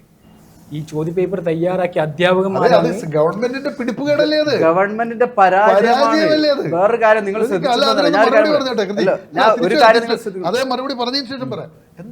ഗവൺമെന്റിന്റെ പരാജയം മാത്രമാണെന്ന് നമുക്ക് പറയാൻ പറ്റും. ഒരു ഗവൺമെന്റ് ഒരു സ്റ്റാഫിനെ നിയമിക്കുന്നത് എങ്ങനെയാണ് നിരീക്ഷിക്കുന്നത്. പക്ഷെ ഇതിലൊരു ഇതിന്റെ പിന്നില് വലിയൊരു വിദ്യാഭ്യാസ മേഖല തന്നെയുണ്ട്. അതായത് ഈ പ്രൈവറ്റ് ഇൻസ്റ്റിറ്റ്യൂഷൻ ഉണ്ട് ട്യൂഷൻ നൽകുന്നത്, അവർ അധ്യാപകന്മാർക്ക് കാശ് കൊടുത്തിട്ടാണ് ഈ ചോദ്യ പേപ്പറുകളുടെ ചോർച്ച നടത്തിയിട്ടുള്ളത്. അത് നമുക്ക് പേപ്പർ വായിച്ചാലോ ഗൂഗിൾ ചെയ്താൽ തന്നെ തിരിയും. ഓരോ വിദ്യാർത്ഥികളുടെ അടുത്തൊന്നും 2-3 ലക്ഷം വാങ്ങിയിട്ടാണ് ഈ പ്രൈവറ്റ് ഇൻസ്റ്റിറ്റ്യൂഷനുകൾ ചോദ്യ പേപ്പർ വിദ്യാർത്ഥികളിലേക്ക് എത്തിച്ചിരിക്കുന്നത്. അപ്പൊ ആ ഒരു വിദ്യാഭ്യാസ മേഖലയെ തന്നെ സാമ്പത്തിക നേട്ടങ്ങൾക്കായി ഉപയോഗിക്കുന്നത് നമുക്ക് നേരിൽ കാണാൻ പറ്റും. അതിനുള്ള ഉദാഹരണങ്ങളാണ് ഇതൊക്കെ. അതൊക്കെ നമ്മൾ ശ്രദ്ധിക്കേണ്ടത് ആരാ? ഇതെല്ലാം ആരാ ശ്രദ്ധിക്കേണ്ടത്? ശരിക്കും ഗവൺമെന്റിന്റെ ഭാഗത്ത് നിന്ന് കൃത്യമായ ഇടപെടലുണ്ടെങ്കിൽ സംഭവിക്കില്ലല്ലോ. ഗവൺമെന്റ് ഭാഗത്ത് കൃത്യമായ ഇടപെടൽ നടക്കുന്നുണ്ട്. സെൻട്രൽ ഒരു ഗവൺമെന്റ് ഇടപെടൽ നടക്കുന്നില്ല. ഇപ്പോഴത്തെ ടെലിഗ്രാമിലുള്ള ഗ്രൂപ്പുകളിലെ ഡിസ്കഷൻ അല്ലെങ്കിൽ പല വിധത്തിലുള്ള കാര്യങ്ങൾ മെസ്സേജസ് നിങ്ങൾ കണ്ടിട്ടുണ്ടോന്ന് അറിയില്ല. പല കുട്ടികൾ ഇപ്പോഴും ഈ എക്സാം പേപ്പർ ചോർത്തുന്ന ലോബികളുടെ ഭാഗത്ത് ഭീഷണി സ്വര, ഇനിയും ഞങ്ങൾ പരീക്ഷ വരുമ്പോ ഇനിയും പരീക്ഷ പേപ്പർ ചോർത്തു എന്ന് പറയാം, ഇനിയും പരീക്ഷ പേപ്പർ ചോർത്തു എന്ന് പറയുന്ന വളരെ സ്ക്രീൻഷോട്ടുകൾ ടെലിഗ്രാമിൽ വരുന്ന മെസ്സേജിന്റെ സ്ക്രീൻഷോട്ടൊക്കെ നിങ്ങൾ കണ്ടോന്ന് അറിയാം. അതൊക്കെ വരുമ്പോ ഇവിടെ നോക്കൂ കുത്തിയാകുന്ന ആരാ? ഇവിടുത്തെ ഭരണകൂട. അല്ല, ഈ പറഞ്ഞ കാര്യങ്ങളൊക്കെ ബന്ധപ്പെട്ട് നെറ്റും ഒക്കെ ഇപ്പൊ ഞാൻ ഉൾപ്പെടെ UGC നെറ്റിന് വേണ്ടി പഠിക്കുന്ന ഒരാളാണ്. ഇപ്പൊ ഈ കഴിഞ്ഞ വർഷങ്ങളിലൊക്കെ പരീക്ഷ ഞങ്ങളും എഴുതിയിട്ടുണ്ട്. അപ്പൊ എന്നെ സംബന്ധിച്ചിടത്തോളം വലിയ ആശങ്കയാണ്. ഞങ്ങളൊക്കെ പഠിച്ച് സംഘടനാ പ്രവർത്തനങ്ങൾക്കിടയിലും ഒക്കെ ഞങ്ങളുടെ മറ്റ് പഠനങ്ങൾക്കിടയിലൊക്കെ ഈ പരീക്ഷകൾക്കൊക്കെ വേണ്ടി പഠിച്ച് ഞങ്ങളൊക്കെ എഴുതുന്ന സമയത്ത് വെറുതെ ചില ആൾക്കാർക്ക് ഇതൊക്കെ ചോർത്തി കിട്ടുകയാണ്. നീറ്റ് എക്സാമുമായി ബന്ധപ്പെട്ട ഒരു വിദ്യാർത്ഥിയെ സംബന്ധിച്ചിടത്തോളം അവർ ഈ പറയുന്ന പഠനകാലത്ത് ഏറ്റവും പ്രാധാന്യത്തോടുകൂടി നോക്കി കണ്ടുകൊണ്ട് പഠിക്കുന്ന മത്സര പരീക്ഷയ്ക്ക് വേണ്ടി തയ്യാറെടുക്കുന്ന വിദ്യാർത്ഥികളുടെ ഭാവി വലിയൊരു ആശങ്ക തന്നെയാണ്. ഇന്ത്യയെ സംബന്ധിച്ചിടത്തോളം അവരൊക്കെ പഠിച്ചിട്ടും എല്ലാ കാര്യങ്ങളും കഴിവും പ്രാപ്തിയും ഒക്കെ ഉണ്ടായിട്ടും അർഹതപ്പെട്ട സീറ്റുകളിലേക്ക് അല്ലെങ്കിൽ അർഹതപ്പെട്ട റാങ്കുകളിലേക്ക് വിദ്യാർത്ഥികൾ വരുന്നതിനെ ചോദ്യം ചെയ്യപ്പെടുന്ന രീതിയിലേക്ക് അത് പ്രതിസന്ധി തന്നെയാണ്. പക്ഷേ ആ പ്രതിസന്ധിയെ ചോദ്യം ചെയ്യുന്നതിനു വേണ്ടി SFI തയ്യാറായിട്ടുണ്ട്. കഴിഞ്ഞ വർഷങ്ങളിലൊക്കെ ആയിക്കോട്ടെ, നീറ്റുമായി ബന്ധപ്പെട്ട് നെറ്റ് പരീക്ഷയുമായി ബന്ധപ്പെട്ട് ഉണ്ടായ വിഷയങ്ങളെ ചോദ്യം ചെയ്യുന്നതിനു വേണ്ടി കേരളത്തിന്റെ സമൂഹത്തിൽ, ഇന്ത്യൻ സമൂഹത്തിൽ വന്ന് നിന്നുകൊണ്ട് ചോദ്യം ചെയ്യുന്നതിന് SFI തയ്യാറായിട്ടുണ്ട്. പക്ഷെ അതിന് KSU എന്തെങ്കിലുമൊക്കെ ചെയ്തിട്ടുണ്ടോ എന്നുള്ളത് പരിശോധിച്ചു നോക്കേണ്ടതാണ്. സ്വന്തം കണ്ണാടി നോക്കിയാൽ സ്വന്തം മുഖം മാത്രമേ കാണുള്ളൂ. പുറത്തേക്ക് കൂടെ ഒന്ന് നോക്കണമെന്നേ. നമ്മളെ NSUI സമരം നടത്തുന്നവർ കാണുന്നില്ല. കണ്ണൂരിൽ തന്നെ KSUവിന്റെ നേതൃത്വത്തിൽ ട്രെയിൻ തടഞ്ഞുകൊണ്ട് ഉൾപ്പെടെയുള്ള സമരങ്ങൾ നേതൃത്വം കൊടുത്തു. അതവർക്ക് കാണാൻ കഴിയില്ല. അതവർക്ക് കാണാൻ കഴിയില്ല. സമൂഹത്തിനെയും കൂടി ഒരു കാര്യത്തിൽ കൂടി നമുക്ക് ഉന്നത വിദ്യാഭ്യാസ രംഗവുമായി ബന്ധപ്പെട്ട് വലിയ ആശങ്കകൾ, കേരളത്തിന്റെ ഉന്നത വിദ്യാഭ്യാസ രംഗത്തെ കേന്ദ്ര ഗവൺമെന്റ് തകർക്കുന്നതിനുമായി ബന്ധപ്പെട്ട് ഇവിടെ ഗവർണറുടെ സ്വാധീനം ഉപയോഗിച്ചുകൊണ്ട് കേരളത്തിന്റെ ഉന്നത വിദ്യാഭ്യാസ മേഖലയിലേക്ക് കടന്നു വന്നുകൊണ്ട് കാവ്യരാഷ്ട്രീയം പറയുന്നതിനു വേണ്ടി ഈ രാജ്യം ഭരിച്ചുകൊണ്ടിരിക്കുന്ന ഗവൺമെന്റ് തയ്യാറാവുന്ന സമയത്തിനകത്ത് SFI വലിയ സമര പരിപാടികൾ ഏറ്റെടുത്തിരുന്നത് കേരള സമൂഹം കണ്ടിട്ടുള്ള കാര്യമാണ്. പക്ഷെ അന്ന് KSU എന്താണ് ചെയ്തിട്ടുള്ളത്? പിണറായി വിജയനും ഗവർണറും തമ്മിൽ ഒളിമുറിയിൽ നടത്തിയിട്ടുള്ള ചർച്ചയിലൂടെ നേരെ പിറ്റേ ദിവസം SFI സ്റ്റോപ്പ് ചെയ്തു. ഇവർക്കൊക്കെ എന്ത് ധാർമ്മികതയുള്ളൂ? സമരത്തിൽ പോലും ധാർമ്മികതയില്ല സംഘടനയായി SFI മാറിയെന്നുള്ളതാണ്. വെറുതെ പ്രഹസന സമരങ്ങൾ നടത്തി ആളുകളുടെ മുന്നിൽ കണ്ണിൽ പൊടിയിടാന്നല്ലാതെ വേറൊന്നും ചെയ്യുന്നില്ല. ഇവിടെ കഴിഞ്ഞ 10 വർഷക്കാലം ഉറങ്ങിക്കിടന്ന ഒരു സംഘടന പറയാ സമരങ്ങൾ എന്ത് സമരങ്ങൾ? തീർച്ചയായും നമുക്ക് കൃത്യമായി പറയാൻ വേണ്ടി സാധിക്കും. പല വിഷയങ്ങൾക്കകത്ത് ഞങ്ങൾ നടത്തിയിട്ടുള്ള സമരങ്ങൾക്ക് കൃത്യമായി പറയാൻ പറ്റും. കണ്ണൂർ യൂണിവേഴ്സിറ്റി അഡ്ജസ്റ്റ്മെന്റ് നടത്തിയതാ പറയുന്നത് ഗവർണറായിട്ട് അഡ്ജസ്റ്റ്മെന്റ് നടത്തിയിട്ടുള്ളതെന്നും മംഗലാപുരത്തേക്ക് പോയിട്ടെന്നും ഒക്കെ കേരള സമൂഹം കണ്ടിട്ടുള്ള കാര്യമാണ്. ഞങ്ങൾക്ക് പറയാനുള്ളത് ഒരു സ്റ്റാൻഡ് കൂടി പറയാനുള്ളത് ഇവര് ഈ കേന്ദ്ര സർക്കാർ ചെയ്യുന്ന ഈ അധാർമികത എന്ന് പറയുന്നത് ഈ ലക്ഷക്കണക്കിന് വിദ്യാർത്ഥികൾക്ക് ബുദ്ധിമുട്ടാക്കുന്ന എക്സാം കമ്പ്യൂട്ടറൈസ് എന്ത് പ്രതിവിധി കാണുന്നു? ഈ എന്താണ് നിങ്ങൾ നടത്തുന്ന പ്രതിവിധി? എന്താണ് ഞങ്ങൾ കൃത്യമായി മുന്നോട്ട് വെക്കുന്നത്? എന്താണ് ഈ എക്സാം കമ്പ്യൂട്ടറൈസ് ചെയ്യാൻ വേണ്ടിയിട്ട് തയ്യാറാകണം, അല്ലെങ്കിൽ ഈ NTA ഇത്രയും നിരുത്തരവാദമായി പെരുമാറിയിട്ടുള്ള ഉദ്യോഗസ്ഥർ മാറ്റിയിട്ട് പുതിയ ആളുകൾക്ക്, അല്ലെങ്കിൽ NTA-ക്ക് പകരം പുതിയ സമിതിയെ ഇതൊക്കെ ചെയ്യാൻ വേണ്ടിയിട്ട് പറ്റുന്ന ആളുകൾ ഇതൊക്കെ അടുത്ത വർഷം മുതൽ ഓൺലൈനായി രൂപീകരിക്കാന്നുള്ളത് തീരുമാനമായിട്ടുണ്ട്. നമുക്ക് അതിലെ പാഠപുസ്തകം കൃത്യമായിട്ട് കിട്ടുമോ ഇത്തവണ? അല്ല, നിലവിലത്തെ സാഹചര്യത്തിൽ നമ്മൾ കണ്ടു. കഴിഞ്ഞ ദിവസത്തെ പത്രവാർത്തകളൊക്കെ കണ്ടു. അതായത് പിന്നെ ഇതിന്റെ കവർ പേജുമായി ബന്ധപ്പെട്ടിട്ടുള്ള അത് അച്ചടിക്കുന്നതിനുമായി ബന്ധപ്പെട്ട് വലിയ പ്രയാസങ്ങളും പ്രതിസന്ധികളൊക്കെ നേരിടുന്ന വാർത്തകളൊക്കെ നമ്മളതൊക്കെ കൃത്യമായി പരിശോധിച്ച് വളരെ കൃത്യമായി അതൊക്കെ നടപ്പിലാക്കാൻ വേണ്ടി അതൊക്കെ കൊടുക്കാൻ വേണ്ടി ബാധ്യസ്ഥപ്പെട്ടവരാണ് നമ്മൾ. അത് കൃത്യമായി ചെയ്യാൻ വേണ്ടി ഉത്തരവാദിത്വ ബോധമുള്ള ഭരണാധികാരികൾ തന്നെയാണ് ഇവിടുത്തെ അധികാര സ്ഥാനത്തിരിക്കുന്നത്. അതിലൊരു സംശയം. നിങ്ങൾ പറഞ്ഞല്ലോ ഉച്ചഭക്ഷണത്തിന്റെ കാര്യത്തിൽ അധ്യാപകർ ഭയങ്കര പ്രതിസന്ധിയിലായി. അപ്പൊ എങ്ങനെയാണ് ഉച്ചഭക്ഷണം ഉച്ചഭക്ഷണത്തിന്റെ കാര്യം ഇതിനകത്ത് നമ്മുടെ സാമ്പത്തിക നില പ്രധാനപ്പെട്ട ഘടകമാണ്. നമ്മുടെ കേരളത്തിനകത്ത് ലക്ഷക്കണക്കിന് കോടി രൂപ കടമെടുത്ത് ഇത് വളരെ കൃത്യമായി ഓഡിറ്റ് ചെയ്യപ്പെടാത്ത രീതിയിലൊക്കെ തന്നെ മുന്നോട്ട് പോകുന്ന സാഹചര്യത്തിൽ ധൂർത്തുകൾ യഥേഷ്ടം നടത്തുന്ന സാഹചര്യം നമ്മൾ കാണുന്നു. അപ്പൊ ഇതൊക്കെ വളരെ കൃത്യം നമ്മുടെ സാമ്പത്തിക ഭദ്രത അടച്ചുറപ്പിക്കാൻ വേണ്ടി അല്ലെങ്കിൽ കൃത്യമായി ഒരു ഭദ്രത ഉറപ്പിക്കാൻ വേണ്ടിയിട്ടുള്ള ഇടപെടൽ ആദ്യഘട്ടങ്ങളിൽ വളരെ കൃത്യമായി നമ്മുടെ സർക്കാരിന്റെ ഭാഗത്തു നിന്നുണ്ടാകും. അതിന്റെ മുറയ്ക്ക് വളരെ ക്രമേണ വളരെ ഈ ഒരു സിസ്റ്റത്തെ ഉടച്ചു വാർത്തുകൊണ്ട് വളരെ ഒരു സംവിധാനം വളരെ മെച്ചപ്പെട്ട രീതിയിലേക്ക് ആക്കാൻ വേണ്ടിയിട്ടുള്ള പ്രവർത്തനങ്ങൾ ഉണ്ടാകും. നമ്മൾ അധികാരത്തിലേക്ക് കയറിയല്ലേ ഉള്ളൂ, രണ്ടു ദിവസമായേ ഉള്ളൂ നമ്മൾ സത്യപ്രതിജ്ഞ ചെയ്ത് മന്ത്രിമാരൊക്കെ തന്നെ വന്നിട്ടുള്ളൂ. അപ്പൊ ഇവിടുത്തെ മുന്നേ കഴിഞ്ഞ 10 വർഷക്കാലം ഒരു അഡ്മിനിസ്ട്രേഷൻ അവിടെ ഉണ്ട്. അവർ നടത്തിയിട്ടുള്ള പോരായ്മകളെല്ലാം നമ്മൾ പല ഫയലുകളും കത്തിക്കുന്നതടക്കം കാണാതായി പോകുന്നതൊക്കെ നമ്മൾ കാണുന്നുണ്ട്. അപ്പൊ ഇതൊക്കെ ഒന്ന് നമ്മൾ ശ്രദ്ധിച്ച് ഇതൊക്കെ വിലയിരുത്തി യഥാർത്ഥ സ്ഥിതി എന്താണ് എന്ന് കറക്റ്റ് മനസ്സിലാക്കി അതിന്റെ പ്രതിവിധി നമ്മൾ കാണും. നമ്മൾ യാഥാർത്ഥ്യം കൃത്യമായിട്ട് ഉച്ചഭക്ഷണം കൊടുക്കും. അതിലെന്താ സംശയം? ഇതൊക്കെ നമ്മുടെ ഉമ്മൻചാണ്ടിയുടെ സർക്കാരിന്റെ കാലത്ത് ഇതിന്റെ മെച്ചപ്പെട്ട പ്രവർത്തനങ്ങൾ നടത്താൻ വേണ്ടി നേതൃത്വം കൊടുത്തതല്ലേ? അതൊക്കെ കൊടുക്കും. അധ്യാപകർ എവിടെയും കൈനീട്ടേണ്ടി വരില്ല. അതിലൊന്നും സംശയം. ഞാൻ ഇനി സ്വാതിയോട് ഒരു പ്രധാനപ്പെട്ട ചോദ്യം. ഇന്നത്തെ കാലത്ത് ഈ ലഹരി അതുപോലെ തന്നെ സൈബർ അഡിക്ഷൻ ഇതൊരു പ്രധാനപ്പെട്ട വിഷയമായി മാറിയിട്ടുണ്ട്. നമുക്കറിയാം, ഇപ്പം അഞ്ചരക്കണ്ടിയിലെ ആ വിദ്യാർത്ഥിയുടെ മരണവുമായി ബന്ധപ്പെട്ട അണിയറയിൽ സൈബർ കുറ്റകൃത്യങ്ങളും ഈ ഓൺലൈൻ വായ്പ തട്ടിപ്പ് ഇങ്ങനെ കുറേ സംഭവങ്ങൾ വരുന്നുണ്ട്. അപ്പോൾ നമ്മുടെ വിദ്യാർത്ഥികൾ കുട്ടികൾ മുഴുവൻ ഈ സൈബർ അഡിക്ഷൻ നല്ലോണമുണ്ട്. ഈ സാധാരണ ലഹരി വസ്തു MDMA കഞ്ചാവിനേക്കാൾ വലിയൊരു വിപത്തായി അതും മാറിയിട്ടുണ്ട്. ഇത്തരം കാര്യം, ഒന്ന് ലഹരിയുടെ ഉപയോഗം, 2 സൈബർ ലോകത്തെ ചതിക്കുഴികളും അതിൻ്റെ അഡിക്ഷൻ, ഈ കാര്യങ്ങളിൽ ഒരു വിദ്യാർത്ഥി സംഘടനയുടെ കാഴ്ചപ്പാടുന്നത്. തീർച്ചയായിട്ടും നമ്മുടെ വിദ്യാർത്ഥികളെ സംബന്ധിച്ചിടത്തോളം നമ്മുടെ സമൂഹത്തിനകത്ത് കടന്നു വരുന്ന ചില അരാജകത്വ പ്രവണതകളുണ്ട്.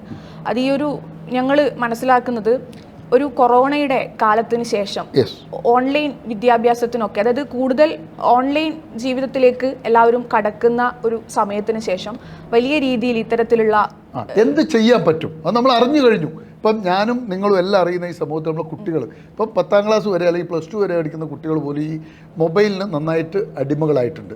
പിന്നെ ലഹരി പണ്ട് കഞ്ചാവും കള്ളൊക്കെ ആയിരുന്നു. കള്ളു കുടിച്ചാൽ മണക്കും, കഞ്ചാവ് അടിച്ചാൽ മനസ്സിലാവും. ഇന്ന് മനസ്സിലാകാത്ത ലഹരി വസ്തുക്കൾ വന്നു കഴിഞ്ഞു. തീർച്ചയായിട്ടും എങ്ങനെ ഇതിനെ നേരിടും? അതിനെന്താണ് അതിന്റെ പ്ലാൻ? എന്താണ് ഈ കഴിഞ്ഞ കാലങ്ങളിലായാലും ഇനിയായാലും ഇത്തരത്തിലുള്ള ലഹരി മാഫിയ സംഘങ്ങൾക്കെതിരെ അല്ലെങ്കിൽ വിദ്യാർത്ഥികൾക്കിടയിൽ വരുന്ന ഇത്തരം പ്രവണതകളെ അതിനു വേണ്ടിയുള്ള ലഹരിക്കെതിരായിട്ടുള്ള കൂട്ടായ്മകൾ ഉൾപ്പെടെ നമ്മുടെ സ്കൂളുകളിലായാലും ക്യാമ്പസുകളിലായാലും അത്തരത്തിലുള്ള ക്യാമ്പയിനുകൾക്ക് കൂടി SFI നേതൃത്വം കൊടുത്തിട്ടുണ്ട്. SFI ഭരിക്കുന്ന യൂണിയന്റെ മുഖാന്തരം ഇത്തരത്തിലുള്ള വിഷയങ്ങൾ എന്തെങ്കിലും വരുന്നുണ്ടോ, അല്ലെങ്കിൽ നമ്മുടെ സ്കൂളുകളുടെ ചുറ്റുപാടും കോളേജുകളുടെ ചുറ്റുപാടും ഇത്തരത്തിലുള്ള ഈ ലഹരി മാഫിയയുടെ കണ്ണികൾ ഉണ്ടാകുന്നുണ്ടോ അതുൾപ്പെടെ പരിശോധിക്കുന്നതിന് വേണ്ടി ഉൾപ്പെടെ നമ്മൾ തയ്യാറായിട്ടുണ്ട്. അതിനെതിരെ വലിയ ക്യാമ്പയിനുകൾ തന്നെ ഏറ്റെടുത്ത് നടത്തിയിട്ടുണ്ട്, തുടർന്നും ഉണ്ടാകുന്നുള്ളതാണ്. അതിനിടയിൽ ഞാൻ കഴിഞ്ഞ ദിവസം നാട്ടിൽ നിന്ന് പിന്നെ ടൗണിലേക്ക് പോവാണ്. ഇരുചക്ര വാഹനത്തിൽ പോകുന്ന സമയത്ത് ഒരു ചെറിയ പയ്യൻ കൈ നീട്ടി, ഞാൻ ലെഫ്റ്റ് കൊടുത്തു. ഞാൻ ചോദിച്ചു എവിടെ പോകുന്നത് ചോദിച്ചു. അപ്പോൾ പറഞ്ഞു കളിക്കാൻ പോകുന്നത്. ഞാൻ പറഞ്ഞു എവിടെയാണ് കളിക്കുന്നത് എന്നാ ചോദിച്ചു. അന്നേരം പറഞ്ഞു മിനി മിലിഷ്യ കളിക്കാൻ വേണ്ടി പോവാണ്.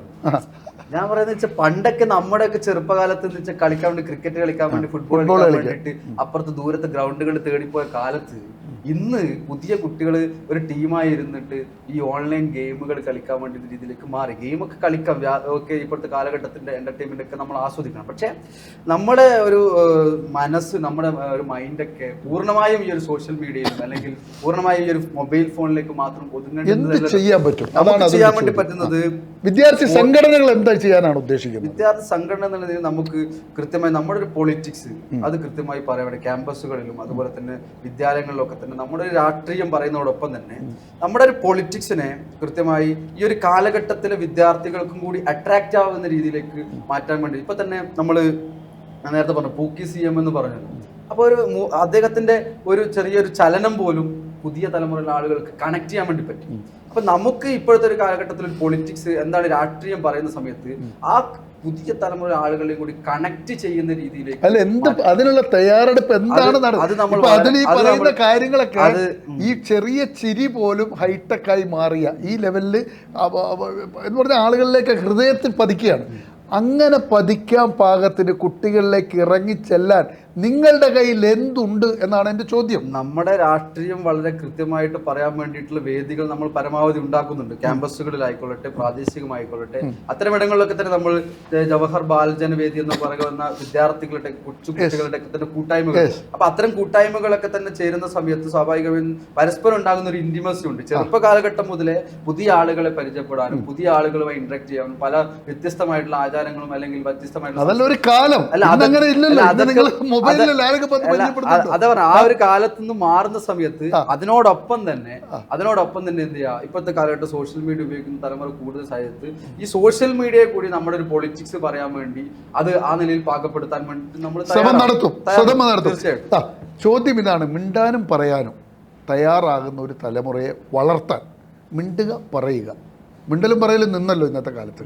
എന്ത് ചെയ്യാൻ പറ്റും നിങ്ങളുടെ സംഘടനക്ക്? ഇന്നത്തെ തലമുറ പ്രതിനിധീകരിക്കുന്ന വലിയൊരു ബുദ്ധിമുട്ടാണ് ഇപ്പോൾ പറഞ്ഞത്, ഈ ഓൺലൈൻ ഉപയോഗങ്ങളും ഫോണിൻ്റെ കാര്യങ്ങളൊക്കെ. ഈ ഒരു സാധ്യത മുന്നിൽ കണ്ടുകൊണ്ട് വിദ്യാർത്ഥി പരിഷത്ത് നേരത്തെ തന്നെ പല പ്രവർത്തന പരിപാടികളും രൂപം കൊടുത്തിട്ടുണ്ട്. Screen time to activity time എന്ന് പറഞ്ഞുകൊണ്ട് പ്രോഗ്രാം അഖില ഭാരതീയ തലത്തിൽ നടന്നുകൊണ്ടിരിക്കുകയാണ്. അതായത് കുട്ടികളുടെ സ്ക്രീൻ ടൈം കുറച്ചുകൊണ്ട് വേറെ എന്തെങ്കിലും ആക്ടിവിറ്റി, അത് എന്തുവാ, കളിയാവാം, പഠനമാവാം, വായനയാവാം, അങ്ങനെയുള്ള പല ആക്ടിവിറ്റികളും നടത്താൻ വേണ്ടി സ്ക്രീൻ ടൈം ടു ആക്ടിവിറ്റി എന്നുള്ളൊരു ഗതിവിധി വിദ്യാർത്ഥി പരിഷത്തിന്റെ ഭാഗത്ത് നിന്ന് അഖില ഭാരതീയ തലത്തിൽ നടത്തുന്നുണ്ട്. അത് വളരെ മുന്നേ തന്നെ നിശ്ചയിച്ച ഒരു കാര്യം, അത് കൂടുതൽ ശക്തമാക്കും. കൂടാതെ ഇന്നത്തെ ഒരു ജെൻസി തലമുറ, നമ്മൾ നേരത്തെ ചർച്ചാ വിഷയമായ ജെൻസി, അവർ ഏറ്റവും കൂടുതൽ ഉൾക്കൊള്ളാൻ സാധിക്കുന്നത് നമ്മുടെ സംഘടനയാണ്. കാരണം ഇതേപോലുള്ള പരിപാടികളും പ്രവർത്തന സംഘടനാ സംവിധാനങ്ങളും മറ്റുള്ള ഈ രണ്ട് സംഘടനകൾക്കാൾ ഉപരി വിദ്യാർത്ഥി പരിഷത്ത് നടപ്പിലാക്കുന്നത്, അതിൻ്റെ ഒരു നേർരേഖ എന്നുള്ളത് നമുക്ക് ജില്ലയിൽ തന്നെ കാണാൻ സാധിക്കുന്നതാണ്. ജില്ലയിൽ തന്നെ ABVP പ്രവർത്തനങ്ങളുമായി ബന്ധപ്പെട്ടിട്ട് കൂടുതൽ വിദ്യാർത്ഥികൾ നമ്മുടെ കൂടെ വരുന്നുണ്ട്, കൂടുതൽ ശക്തിപ്പെടുന്നുണ്ട്. ABVPക്ക് കൂടുതൽ ശക്തിപ്പെടുന്നുണ്ട്. ജില്ലയിൽ തന്നെ ആദ്യമായിട്ട് ഒരു യൂണിയൻ, സ്വർഗീയ ശ്യാമപ്രസാദ് ഏട്ടന്റെ പേരാവൂർ ITI ABVP ആണ് യൂണിയൻ മുഴുവൻ സീറ്റുകളിലും വിജയിച്ചുകൊണ്ട്. അതുപോലെ പള്ളിക്കുന്ന് സ്കൂളിൽ ABVPക്ക് വലിയൊരു മുന്നേറ്റം ഉണ്ടാക്കാൻ സാധിച്ചിട്ടുണ്ട്. 9 സീറ്റുകൾ വിജയിക്കാൻ സാധിച്ചിട്ടുണ്ട്. അവിടെ SFIയും MSFും കൂടി ചേർന്നുകൊണ്ടാണ് യൂണിയൻ ഭരിക്കുന്നതെങ്കിലും KSUവിന്റെ പോഷക സംഘടനയായ MSF ആണ് അവിടെ SFIയുടെ കൂടെ ചേർന്നുകൊണ്ട് അവരുടെ കൂടെ ചേർന്നുകൊണ്ട് ABVPക്ക് എതിരായി നിൽക്കുന്നത്. അപ്പൊ നമ്മൾ ഈ അവസ്ഥ നമുക്ക് പ്രകടമായി കാണാം. കേരളം വിട്ടുപോയാൽ SFIയും KSU എല്ലാം ഒന്ന് തന്നെയാണ്, CPMും LDFും UDFും എല്ലാം ഒന്ന് തന്നെയാണ്. അതുകൂടാതെ ഇന്നത്തെ ഈ തലമുറകൾ ദേശീയതയുടെ കൂടെ നിൽക്കുന്ന ഉദാഹരണങ്ങൾ സെൻട്രൽ യൂണിവേഴ്സിറ്റികൾ, Hyderabad central university, Punjab central university, Delhi university, യൂണിവേഴ്സിറ്റികളിൽ ABVPക്ക് മിന്നുന്ന വിജയം കാഴ്ചവെക്കാൻ യൂണിയനുകൾ പിടിച്ചെടുക്കാൻ സാധിച്ചിട്ടുണ്ട്. കേരള സെൻട്രൽ യൂണിവേഴ്സിറ്റിക്ക് പോലും കുറെ കാലമായിട്ട് ഇടതിന്റെ കോട്ടയായിരുന്ന കേരള സെൻട്രൽ യൂണിവേഴ്സിറ്റി പോലെ ABVPക്ക് സീറ്റ് കിട്ടിയത് കോട്ടകൾ മുഴുവൻ പൊളിച്ചുകൊണ്ടിരിക്കുകയാണ്. വിദ്യാർത്ഥികൾ ദേശീയത കൂടെ അണിചേരുകയാണ്. തിരിച്ചു വരാം സ്വാതി. ഈ വർഗീയത, നിങ്ങൾ ഈ ലഹരി പറയുന്നത് പോലെ തന്നെ ഇപ്പം നിങ്ങൾ തന്നെ പറഞ്ഞു വർഗീയതയ്ക്ക് ഈ തെരഞ്ഞെടുപ്പിൽ സ്വാധീനമുണ്ടായിട്ടുണ്ട് എന്ന്. ഈ മതസ്ഥാപനങ്ങളാണ് നടത്തുന്ന വിദ്യാലയങ്ങളുടെ എണ്ണം കൂടി വരികയാണ്, വിദ്യാർത്ഥികളുടെ എണ്ണവും കൂടി വരികയാണ്. ഈ മതം, ജാതി, വർഗീയത ഇതൊക്കെ കുട്ടികളിൽ ഇപ്പം തെരഞ്ഞെടുപ്പിൽ പോലും സ്വാധീനം ചെലുത്തിയെന്ന് സ്വാതി പറഞ്ഞു കഴിഞ്ഞു. കുട്ടികളിൽ ഇതിൻ്റെ സ്വാധീനം എങ്ങനെ, ഇതിനെങ്ങനെ SFI കാണുന്നു? ഒരു മതേതര മനസ്സ്, ഇപ്പം ABVPയുടെ ആൾ പറഞ്ഞല്ലോ, കൂടുതൽ ദേശീയതയിലേക്ക് വരികയാണ്. ദേശീയത മതത്തിൽ അടിസ്ഥാനപ്പെടുത്തിയാണോ വളർന്നു വരുന്നത്? ആ ചിന്തകളെ എങ്ങനെ കാണുന്നു? ഇപ്പോൾ നമ്മൾ ക്യാമ്പസുകളിലേക്ക് അല്ലെങ്കിൽ സ്കൂളുകളിലേക്ക് വിദ്യാർത്ഥികൾക്കിടയിലേക്ക് കടന്നു പോകുന്ന സമയത്ത് ഞങ്ങൾ രാഷ്ട്രീയം പറയുക എന്നുള്ളതാണ് നമ്മൾ ഏറ്റവും പ്രധാനമായി കാണുന്നത്. ചില തെരഞ്ഞെടുപ്പുകളെ അഭിമുഖീകരിക്കേണ്ടി വരുമ്പോൾ, സ്കൂൾ പാർലമെൻറ്റ് തെരഞ്ഞെടുപ്പായാലും കോളേജ് പാർലമെൻറ്റ് തെരഞ്ഞെടുപ്പായാലും എതിർപക്ഷത്ത് മത്സരിക്കുന്ന വിദ്യാർത്ഥി സംഘടനകൾ ചില ഘട്ടങ്ങളിലൊക്കെ മതം പറയുമ്പോൾ, വർഗീയത പറയുമ്പോൾ ഞങ്ങളൊരു ഘട്ടത്തിലും അത് പറയാൻ വേണ്ടി തയ്യാറായിട്ടുമില്ല. ഇനി വർഗീയത പറഞ്ഞുകൊണ്ട് ഞങ്ങൾ ഏത് സീറ്റും അല്ലെങ്കിൽ ഏതെങ്കിലും ഒരു യൂണിയൻ വിജയിക്കുക എന്നുള്ള രീതിയിലേക്ക് ഞങ്ങൾ പോകുകയില്ല. തീർച്ചയായിട്ടും എല്ലാ കാലത്തും ഞങ്ങളുടെ രാഷ്ട്രീയത്തെ പറ്റി, ഈ നാട്ടിനകത്തുള്ള വിദ്യാർത്ഥികളോടുള്ള ഞങ്ങളുടെ വിശാലമായിട്ടുള്ള കാഴ്ചപ്പാടുകളെ പറ്റി മതനിരപേക്ഷതയെപ്പറ്റി, ഈ നാടിൻ്റെ ചരിത്രത്തെപ്പറ്റി പറഞ്ഞുകൊണ്ട് ഞങ്ങളുടെ ആശയങ്ങളെക്കുറിച്ച്, ഭാവിയെക്കുറിച്ച് പറഞ്ഞുകൊണ്ടാണ് ഞങ്ങളുടെ രാഷ്ട്രീയത്തിൽ ഊന്നി നിന്നാണ് ഞങ്ങൾ പ്രവർത്തിക്കുന്നത്. അതേ സമയത്ത് ആരെങ്കിലുമൊക്കെ മതവും വർഗീയതയും പറഞ്ഞുകൊണ്ട് ക്ലാസ് മുറികൾക്കകത്തേക്ക്, ക്യാമ്പസുകൾക്കകത്തേക്ക് കടന്നു വരുന്നുണ്ടെങ്കിൽ അതിനെ പ്രതിരോധിക്കുന്നതിന് വേണ്ടി, ഈ വിദ്യാർത്ഥികൾക്കിടയിൽ മതനിരപേക്ഷതയെക്കുറിച്ച് സംസാരിക്കുന്നതിന് വേണ്ടി ഞങ്ങൾ തയ്യാറാകുന്നുണ്ട്. ഒരു ചോദ്യം, ഈ മതസ്ഥാപനങ്ങൾ മുമ്പൊക്കെ നമ്മൾ ചെയ്തിരുന്നത് പ്രധാനമായിട്ടും മതസ്ഥാപനങ്ങളിൽ പോലും വിദ്യാർത്ഥി രാഷ്ട്രീയം കൊണ്ടുവരാൻ വേണ്ടി ശ്രമിച്ചിരുന്നു. ഇപ്പം മതസ്ഥാപനങ്ങൾ നടത്തുന്ന സ്കൂളുകളിലേക്കൊന്നും നമ്മൾ അടുക്കാൻ ശ്രമിക്കാറില്ല. ഉള്ള സ്ഥലത്ത് എങ്ങനെ കൊണ്ടുപോകാനേ ആലോചിക്കുന്നുള്ളൂ. എന്തുകൊണ്ടായിരിക്കും അങ്ങനെ? അത് ചില സ്കൂളുകൾക്കകത്തേക്ക് കടന്നു പോകുന്നതിന് വലിയ രീതിയിൽ അവിടുത്തെ PTA ഒക്കെ വിടാത്തൊരു സ്ഥിതി നമ്മളെ സംബന്ധിച്ചിടത്തോളം കാണാറുണ്ട്. പണ്ടത് ബ്രേക്ക് ചെയ്യാനുള്ള ശ്രമങ്ങൾ നടന്നിരുന്നു, അത് എൻ്റെയൊക്കെ ഓർമ്മയിലുണ്ട്. ഇപ്പൊ ബ്രേക്കിംഗ് ഒന്നുമില്ല, ഉള്ള സ്ഥലത്ത് രാഷ്ട്രീയം നടത്തുക എന്നതിനപ്പുറത്തേക്ക് അങ്ങനെയല്ല. ഞങ്ങൾ കൂടുതൽ സംഘടനയെ പുതിയ യൂണിറ്റുകളിലേക്ക്, പുതിയ ഇടങ്ങളിലേക്ക് കൊണ്ടുപോകുന്നതിന് വേണ്ടി ശ്രമിക്കുന്നുണ്ട്.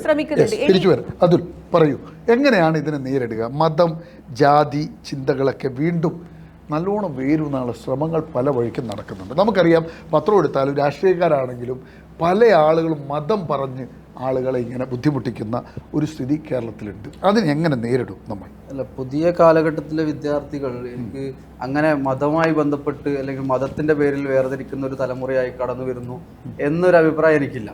പുതിയ തലമുറ ആളുകൾ കൃത്യമായി രാഷ്ട്രീയത്തെ മനസ്സിലാക്കിക്കൊണ്ട് നമ്മുടെ നാടിനെ കൃത്യമായി തിരിച്ചറിഞ്ഞുകൊണ്ട് തന്നെ മുന്നോട്ട് പോകുന്ന ആളുകളായി തന്നെ വളർന്നു വരുന്നുണ്ട് എന്നുള്ളതാണ് എനിക്ക് മനസ്സിലാകുന്നത്. പക്ഷേ എല്ലായിടത്തിലും ഉണ്ടാകുന്നത് പോലെ അതിനൊക്കെ തന്നെ വർഗീയമാക്കാൻ, മതത്തിന്റെ പേരിൽ വേർതിരിക്കാൻ വേണ്ടിയിട്ടുള്ള ശ്രമങ്ങൾ മുന്നേ ഉണ്ടായിരുന്നു. മുന്നേയുള്ള കാലഘട്ടത്തിൽ ഉണ്ടായിരുന്നത് പോലെ തന്നെ ഇപ്പോഴും ഉണ്ട് എന്നുള്ളതൊരു യാഥാർത്ഥ്യമാണ്. ABVP പോലെയുള്ള സംഘടനകൾ ആ നിലയിൽ മതത്തിന്റെ പേര് പറഞ്ഞ് അവരുടെ സംഘടനയെ വളർത്താൻ വേണ്ടിയിട്ടുള്ള ഇനീഷ്യേറ്റീവ് എടുക്കുമ്പോൾ നമ്മൾ കൃത്യമായി മതേതരത്വം പറഞ്ഞുകൊണ്ട് നമ്മളെല്ലാ ആളുകളും ഒരു മാലയിൽ കോർത്ത മുത്തുമണികളെ പോലെ നമ്മുടെ നാടിനകത്ത്, ഇന്ത്യ രാജ്യത്തിനകത്ത് ജീവിക്കേണ്ട ആളുകളാണ് എന്നുള്ള സന്ദേശം നമ്മുടെ നാടിനകത്തുള്ള വിദ്യാർത്ഥികൾക്ക് കൊടുക്കാൻ രാഷ്ട്രീയമാണ് നമ്മൾ പറയുന്നത്. എന്താണ് നിങ്ങൾ ഈ മതത്തിൽ അധിഷ്ഠിതമാണോ? മതത്തിൽ അധിഷ്ഠിതമാണെന്ന് ഇപ്പോ അതുൽ പറഞ്ഞതുപോലെ ഒരു ഉദാഹരണം പറയാൻ പറ്റും. ABVP എവിടെയാണ് വർഗീയത പറഞ്ഞിട്ടുള്ളത്? ഇവര് പറയുന്നത് മുഴുവൻ വർഗീയതയല്ലേ. എതിർ മതത്തിൽപ്പെട്ട ആളുകളെ ആക്ഷേപിക്കാനും അല്ലെങ്കിൽ മുസ്ലിം എന്ന് പറഞ്ഞിട്ട് അവരെ അപ്പുറത്തെ സ്ഥാനത്ത് നിർത്തിയിട്ട് നമ്മൾ ഹിന്ദുവാണ് എന്ന് പറഞ്ഞ് നിങ്ങൾ പ്രത്യക്ഷമായിട്ട് പല അഭിപ്രായങ്ങളും പല BJPയുടെ നേതാക്കന്മാരും പറഞ്ഞ വാക്കുകളൊക്കെ തന്നെ അതിന്റെ നിങ്ങൾ ജസ്റ്റ് ഒന്ന് നിങ്ങൾ ഫോൺ എടുക്കുക നിങ്ങൾ ഗൂഗിളിൽ ഒന്ന് സെർച്ച് ചെയ്യുക BJP നേതാക്കന്മാരുടെ വർഗീയ പരാമർശം എന്നൊന്ന് സെർച്ച് ചെയ്ത് കഴിഞ്ഞാൽ ഒരു ലോഡ് പരാമർശം പറഞ്ഞു തീർത്താം. ഈ ABVP എന്ന് പറയുന്നത് ഒരു വർഗീയ സംഘടനയാണോ, ഹിന്ദുക്കൾക്ക് മാത്രമുള്ള സംഘടനയാണോ, എന്താണ്? ABVPയുടെ മുൻ നാഷണൽ സെക്രട്ടറി മുഹമ്മദ് അലി ഒരു മുസ്ലിം സഹോദരനായിരുന്നു, ജമ്മു കാശ്മീരിൽ നിന്നുള്ള. അദ്ദേഹം ഒരു മുസ്ലിം സഹോദരനായതുകൊണ്ടാണ് നാഷണൽ സെക്രട്ടറി. ABVP ഒരു വർഗീയ സംഘടനയല്ല. വർഗീയ സംഘടനയാണെങ്കിൽ അവർ വർഗീയത എവിടെ പറയുന്നു? ഈ വർഗീയത തുലയട്ടെ എന്ന് പറഞ്ഞുകൊണ്ട് ക്യാമ്പസുകൾ നാഴികയ്ക്ക് 40 വട്ടം നടക്കുന്ന സംഘടനയാണ് SFI. ആ വർഗീയത എങ്ങനെ ഇല്ലാണ്ടാവും? കുട്ടികളുടെ മനസ്സിൽ ഓരോ നിമിഷവും വർഗീയത എന്നുള്ള വാക്ക് അടിച്ചേൽപ്പിക്കണം അതിലൂടെ അവര്. ABVP ഒരു കാര്യം പറയാനുള്ളത്, നമ്മുടെ ക്യാമ്പസുകൾ, ഈ പറയുന്ന ജെൻസിയെ കുറിച്ച് നമ്മൾ അഡ്രസ്സ് ചെയ്യുന്ന സമയത്ത് അവരെ സംബന്ധിച്ചിടത്തോളം എല്ലാത്തിനെ കുറിച്ചും, സമൂഹത്തിനെ പറ്റിയായാലും രാഷ്ട്രീയത്തിനെ പറ്റിയായാലും ഇനി രാഷ്ട്രീയ നേതാക്കളെയൊക്കെ പറ്റിയാലും വളരെ കാഴ്ചപ്പാടുകളുള്ള എന്തെങ്കിലുമൊക്കെ കാര്യങ്ങൾ തുറന്നു പറയേണ്ടതുണ്ടെങ്കിൽ യാതൊരു പേടിയും ഇല്ലാതെ തുറന്നു പറയാൻ വേണ്ടി മനസ്സുള്ളവരാണ് നമ്മുടെ ക്യാമ്പസുകൾക്കകത്തുള്ള പുതിയ കുട്ടികൾ എന്നുള്ളത്. അവർക്കിടയിലേക്ക് ആരെങ്കിലും ഒക്കെ വർഗീയത പറയാൻ വേണ്ടി പോകുന്നെങ്കിൽ അവരൊരിക്കലും അതിജീവിക്കില്ല എന്നുള്ളത് കൂടി ഞാൻ വിചാരിക്കുന്നത് ഈ തെരഞ്ഞെടുപ്പ് വിജയങ്ങളെ മാത്രം അഡ്രസ് ചെയ്തുകൊണ്ട് അതിനെ മാത്രമേ മാനദണ്ഡമാക്കിക്കൊണ്ട് ഒരു രാഷ്ട്രീയ പാർട്ടിയുടെയോ അല്ലെങ്കിൽ അവരുടെയൊക്കെ തന്നെ എല്ലാം ശരിയാണ് എന്ന് വ്യാഖ്യാനിക്കുന്നത് ഒരു കാലഘട്ടത്തിലും യോജിച്ചൊരു കാര്യമില്ല. അതിനകത്ത് അങ്ങനെയാണെങ്കിൽ നമ്മൾ നരേന്ദ്രമോദിയൊക്കെ തന്നെ ഷാളിട്ട് അണിയിച്ചിട്ട് സ്വീകരിക്കേണ്ടി വരും. അവർ തെരഞ്ഞെടുപ്പിൽ ജയിക്കുന്നു, ഏത് രീതിയിലാണ് ജയിക്കുന്നത്? അങ്ങനെയല്ല, അതല്ല പ്രധാനമെന്ന്. സമയം തീരുകയാണ്. പ്രേക്ഷകരെ, നമ്മുടെ വിദ്യാർത്ഥി നേതാക്കളുടെ മനസ്സറിയാനുള്ള ഒരു ശ്രമം പുതിയ അധ്യയന വർഷം തുടങ്ങിയാണ്. വളരെ വളരെ നല്ല ചിന്താശേഷിയോടുള്ള നേതാക്കളാണ് നമ്മുടെ മുന്നിലെത്തിയത്. അവർക്കൊക്കെ ഒരു മതേതര മുഖമുള്ള നല്ലൊരു സമൂഹത്തെ പടുത്തുയർത്താനുള്ള ആഗ്രഹം ഈ നേതാക്കൾക്കുണ്ട്. അപ്പോൾ കുട്ടികളോട് ഇത്രേ പറയാനുള്ളൂ, രാഷ്ട്രീയം വേണം, നമുക്ക് മിണ്ടാനും പറയാനും നമ്മൾ തയ്യാറാകണം. എന്നിട്ട് നിങ്ങളൊക്കെ വളർന്നു വരണം. പുതിയ കാലത്തിനനുസരിച്ച് ജെൻസി കാലഘട്ടം എന്ന് തന്നെ പറയുമ്പോൾ തന്നെ നമ്മൾ അതിനോടൊപ്പം ചേർന്ന് നല്ല വായനയും നല്ല ചിന്തയും നല്ല വർത്തമാനവും കൊണ്ട് നമ്മൾ കാര്യങ്ങൾ പഠിക്കാൻ ശ്രമിക്കണം. എന്നിട്ട് വേണം നമ്മൾ മുന്നോട്ട് പോകാൻ. ഈ നേതാക്കളൊക്കെ പറയുന്ന പോലെ കാര്യങ്ങൾ നടക്കുന്നുണ്ടോ എന്നും വിദ്യാർത്ഥികൾ വിലയിരുത്തണം. രാഷ്ട്രീയം വേണം, രാഷ്ട്രീയ ബോധത്തോടു കൂടി വളർന്നാൽ മാത്രമേ ഈ നാടിനെ നയിക്കാൻ നമുക്ക് സാധിക്കുകയുള്ളൂ. അതുകൊണ്ട് ഈ ചർച്ച അത്തരത്തിലുള്ള ഒരു ചിന്തകളിലേക്ക് വിദ്യാർത്ഥികളെ എത്തിക്കട്ടെ എന്ന് മാത്രമാണ് ഞങ്ങൾക്ക് പറയാനുള്ളത്. പ്രേക്ഷകർക്കും ഒപ്പം വിദ്യാർത്ഥി നേതാക്കൾക്കും നന്ദി, നമസ്കാരം.